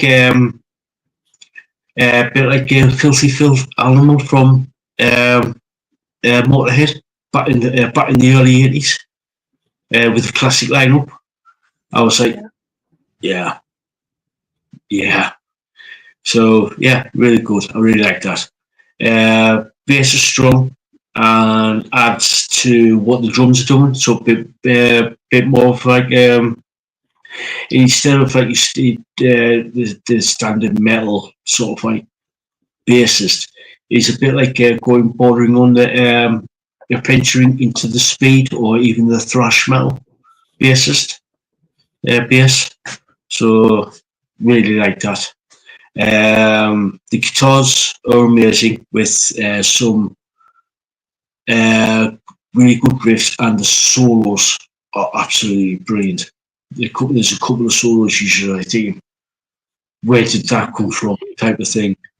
Yeah. The vocals are excellent, powerful, and in some ways it's somewhat in a or a bit of in an aggressive style, somewhat in a bit of an aggressive style, which I liked. And the transitions between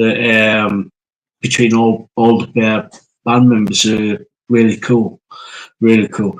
Plus, I also liked the behind the scenes footage of the band Yeah. being in the studio. and being prepped up, like either in the green room or like in the studio itself, recording, practicing. Yeah, I really like that. I really like the behind the scenes footage for the video. So really, a really cool band. Really cool. Really cool. So, Lisa. They're from LA, so yeah, they are a super cool band. And right from the beginning, they bring it on. Right from the beginning, it's like here.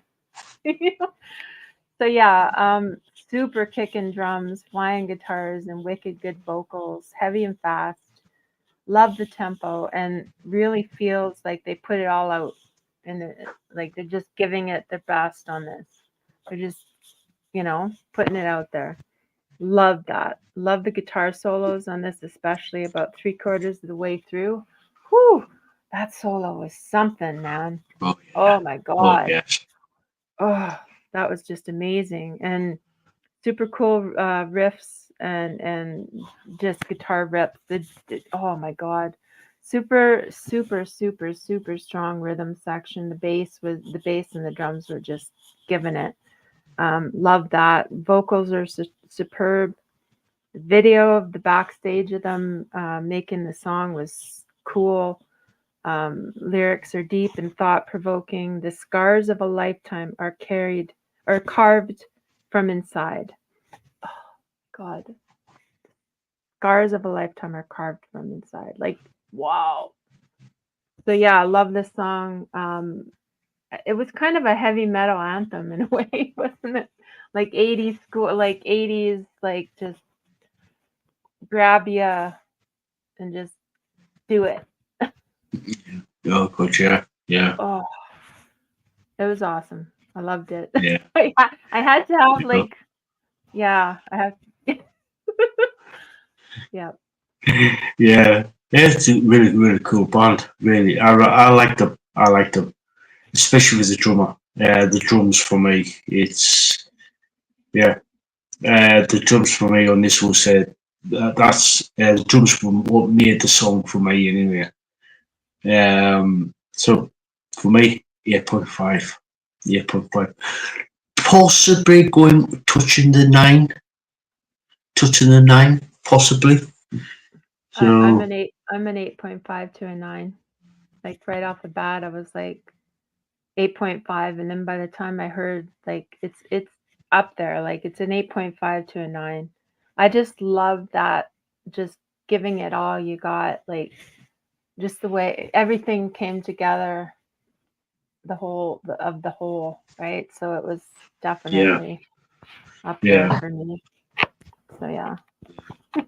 yeah, cool band, really cool band. So the last track for this section anyway is Zephyra, and their song "The Hardest Projection." So I start off. Now I loved the intro with like the synths and the orchestration, and also which goes throughout the in parts like throughout the song. I really like that. Drums are amazingly good on this, and thunderous as well. Really good. The bass, solid. Really liked it, and like again, like I said, keep saying the drums and the bass on this song are absolutely brilliant. They work really well together. Work really well together on this. Let me see. Guitars are excellent. The riffs and solos are really good on this song. Now, the vocals. At the start of the song, I wasn't sure about them. I wasn't sure about the vocalist. But that's the beginning of the song. But I think it was about about 30% of the way through, about a third of the way through, I was like, what the fuck? What the fuck? I was just like, what the hell's going on? Yeah. The focus just grabbed me, literally just grabbed me. I was thinking, they just like, oh, it was just like, I was just sat up and said, what the hell? What the hell? It was like growl and clean overlapping each other.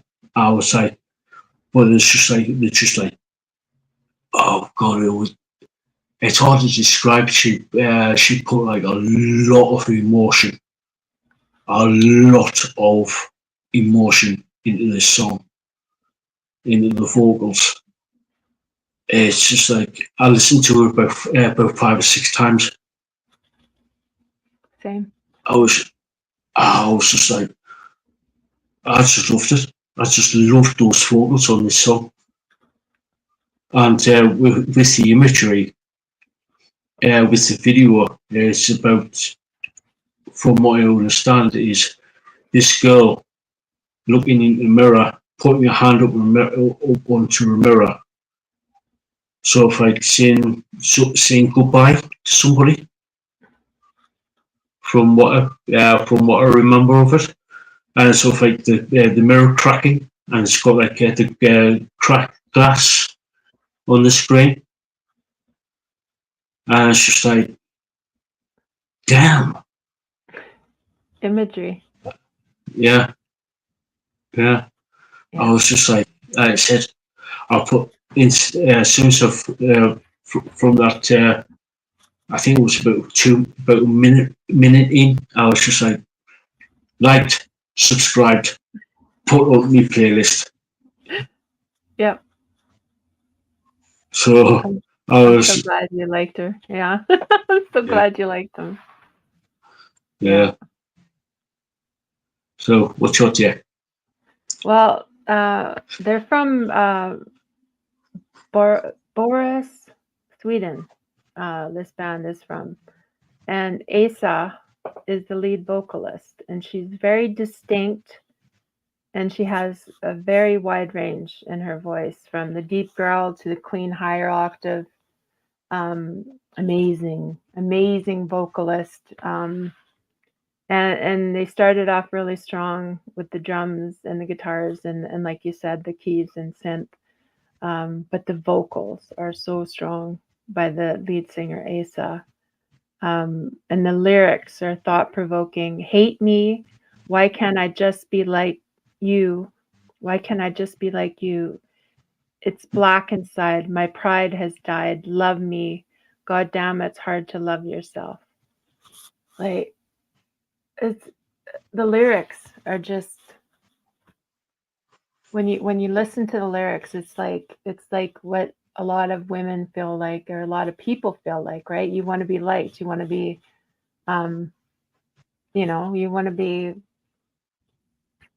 kind of in society and not be rejected, right? So the lyrics themselves were pretty amazing, and the guitars on this were pretty awesome, strong. Loved the riffs and solos.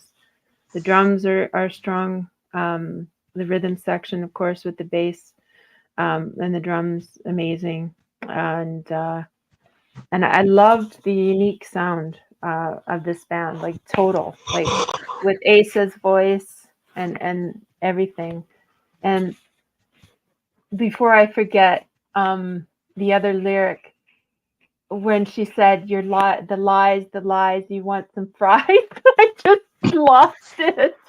I lost it on that part. I was like, oh my god.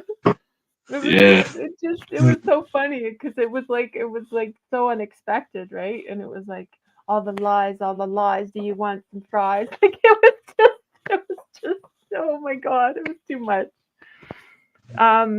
So yeah, I love the unique sound of the band. Video is cool with the rotating broken glass and sections.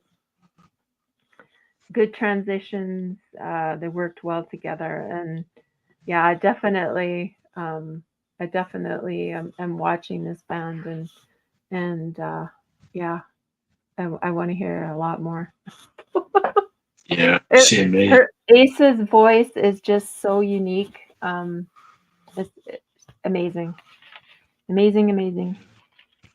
So, Yeah, and at the yeah, beginning, yeah, it got stronger for her. At the beginning, it was a little weaker vocally, but she really her yeah. voice She just nailed it.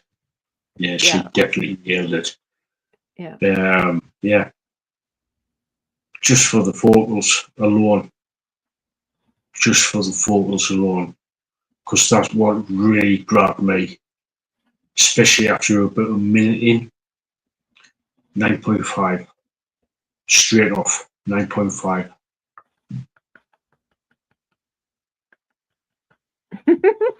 awesome. I was a 9. I was a strong 9 for the vocals. Um, I want to hear more. I want to hear more of Asa and the band. This is a new band for me. I'm so glad that I found them. I'm so glad Yeah, because yeah, it I had to pick it. I had to pick it for this week. I had to. It was on the list and it was like, okay, no, you're getting picked because I want to give them this band is amazing. Her voice is amazing and it really grows on you. it, She has a lot it of did. range. Yeah. She Yeah. said she certainly did. She certainly grew on me straight within a minute. Yeah. And Normally, there was no yeah, pretension too with like even her clothes. It was like she was just wearing like she would have to wherever, you know? Like it wasn't all costumed up. It was her. It was, the tank top, the what, and she was just giving it. yeah, So, yeah, all yeah. good, yeah. Yeah. Yeah, that's one of the reasons why I sort of like give. That's one of the reasons why I give her a 9.5. Is her sort of like what you see is what you get type of attitude. Yeah. Yeah. So yeah, really good band. Um, Zephyra, go check them out. They are absolutely brilliant. All the bands that we picked are absolutely brilliant. So if you want to check them out, please do. All the links are in the description, down below in the description. So yeah. So moving on to the next section, which is Lisa's journey through the wonderful world of Feist. Yeah. So how far are you getting on now? Well, I had to wait for the book. So I Yeah. ended up so I ended up reading another book that I can talk about. Yeah. But this finally came. Right? Oh, Into yeah. the dark Into a realm. dark realm. It Oh, finally gotcha. came. So I have yet to start this. So this Yeah. like this finally came. So now I can Yeah. start that. But I had gotten this book, A Man Called Ovi, Yeah. and it's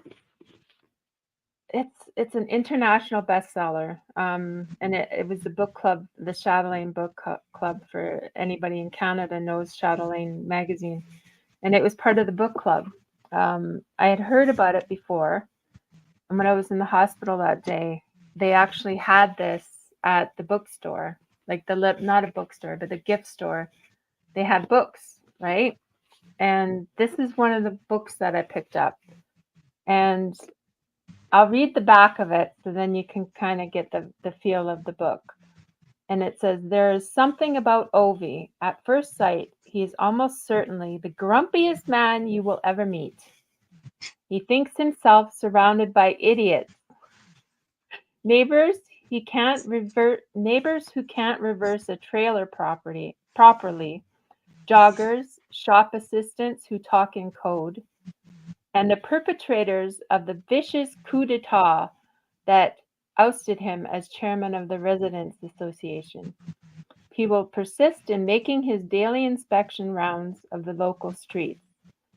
But Isn't it rare these days to find such an old-fashioned clarity of belief and deed, such unswerving conviction about what the world should be, and a lifelong dedication to making it just so? In the end, you will see there is something about Ovi that is quite irresistible.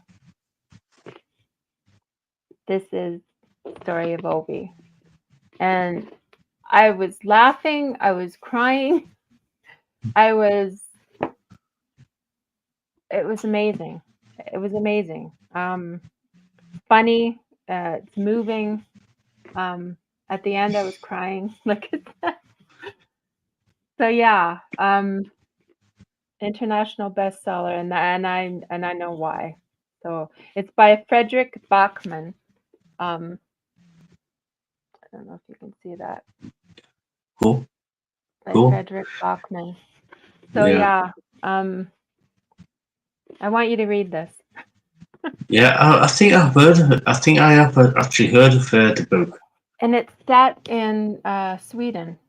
Yeah. Ovi is a lover of cars. He's a lover of Saab cars, right? This is set in Denmark. Denmark? No, Sweden. Sweden. So yeah. Oh my God. I love this book. I love this book.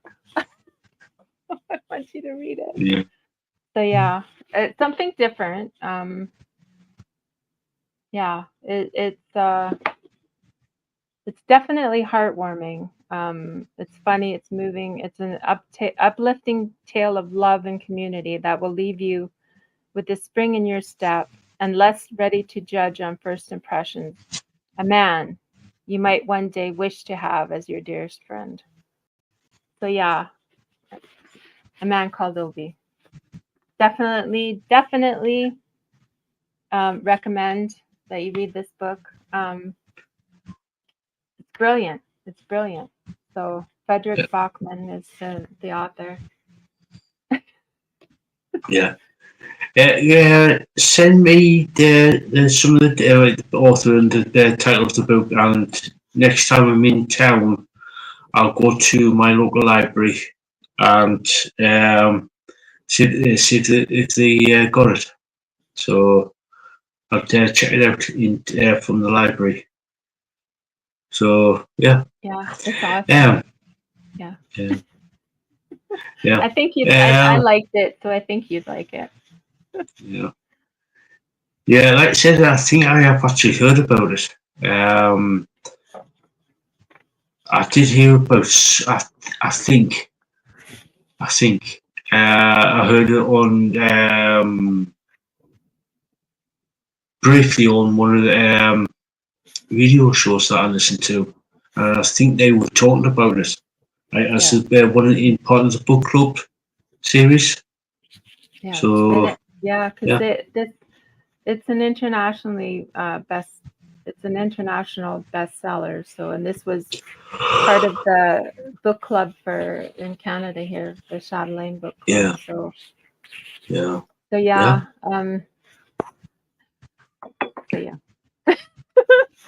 Yeah. So yeah, good spot there. Good spot. And yeah, right. What's coming up on the channel? On the 29th of this month, which is next Tuesday, I believe, I have an interview with the band, a rescheduled interview with the band, The Red Crow. This is a rescheduled one because the Red Crow had had a medical issue he had to deal with. So we said, look, take a couple of days, don't worry about it, just get it sorted. We can rearrange for another time to do the interview. So this will be the the race schedule, and it's at 9 p.m. UK time. Then next Saturday, got Wax Mechanics on.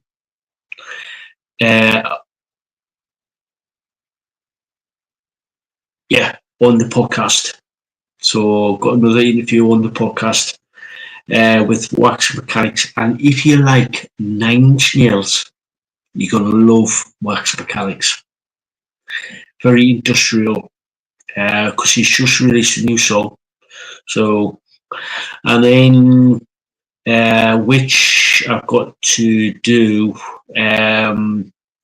got to confirm a couple of dates with Sensation and Purple Kong and Afghan Hears.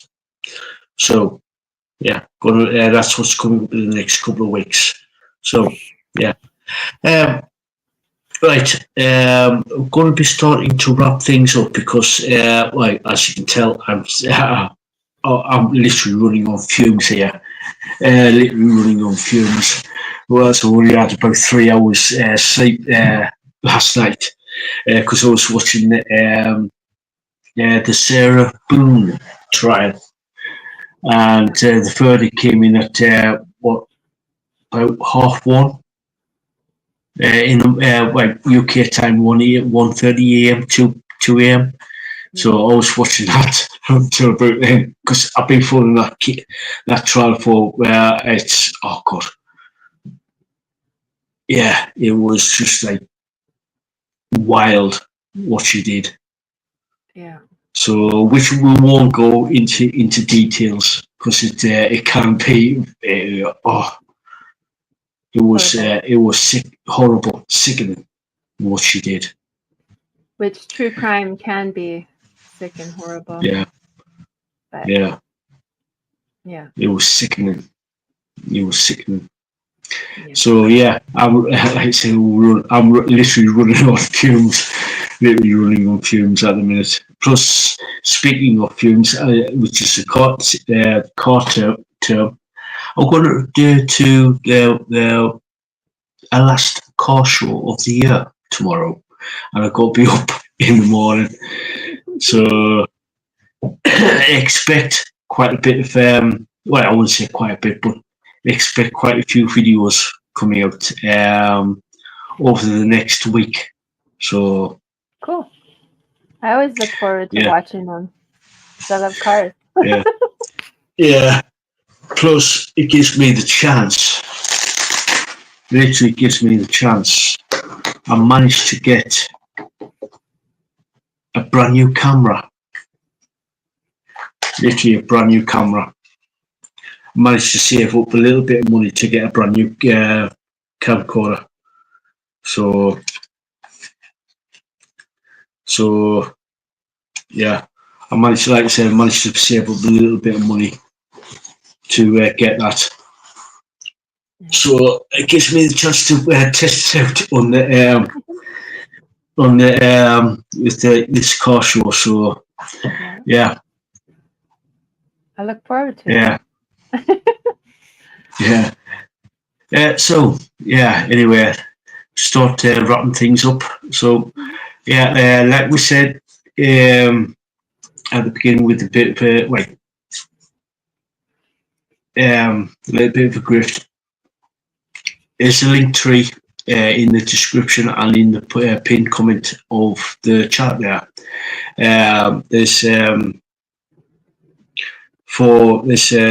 links to Instagram, the website, or there's a new link up, new review up from on. God, I can't speak today. There's a new review up on the website, which is Cradle Filth. There's also the Instagram, Twitter. There's the link to the email if you want to get in contact with me, and there's also the PayPal for the channel, and there's a link to Lisaboo's Etsy store. So please go check them out. it would be much appreciated if you do decide to donate or visit Lisa's store. It would be much appreciated. So I think that's everything, Lisa. I think so. Oh, Yeah, I just want to say I love you guys, and just be good to each other and treat each other with kindness. And there's so much hate in this world right now. We need some love in this world. So be kind to each other and check on people. If you haven't talked to a friend in a while, check on them. If you haven't talked to your family in a while, give them a call. Say you love them. You know, just be there for people and yeah. And if you're with Halloween coming up and stuff, I know there'll be like Halloween parties and dress up things and masquerade parties and whatever, right? If you want to have a drink, have fun. Just don't drink and drive. Please don't drink and drive. Get a cab, get an Uber, stay the night, get a B&B, get a whatever you know, just don't drink and drive. And seen too much in this world. Yeah. So. Yeah, and if you do have a drink at these Halloween parties, never, ever, ever leave your drink unattended. Yeah. Never, ever. Keep it on you at all times. Because I've seen way too much stuff in my time to actually, and never, ever. And if you do leave your drink unattended, don't go back to it. Yeah, bin it. Because you never know. You never know. Get a fresh one from the bartender. Yeah. And even if you're leaving it with your friends could step away and you don't even know. And I've been roofied. It's not pleasant. So and there's like test strips that you can.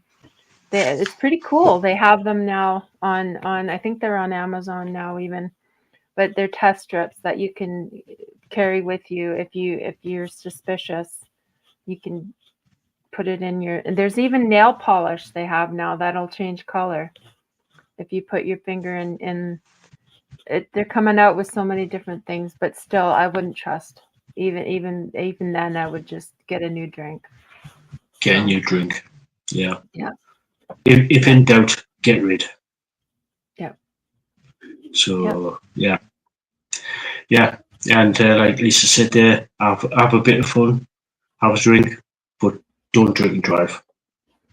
It's not worth it at all. Get a bus, get a taxi, get a Uber, get a friend or family member to pick you up. Or if you got a bit of cash, get a hotel room. Yeah. Take a cab to wherever you're going.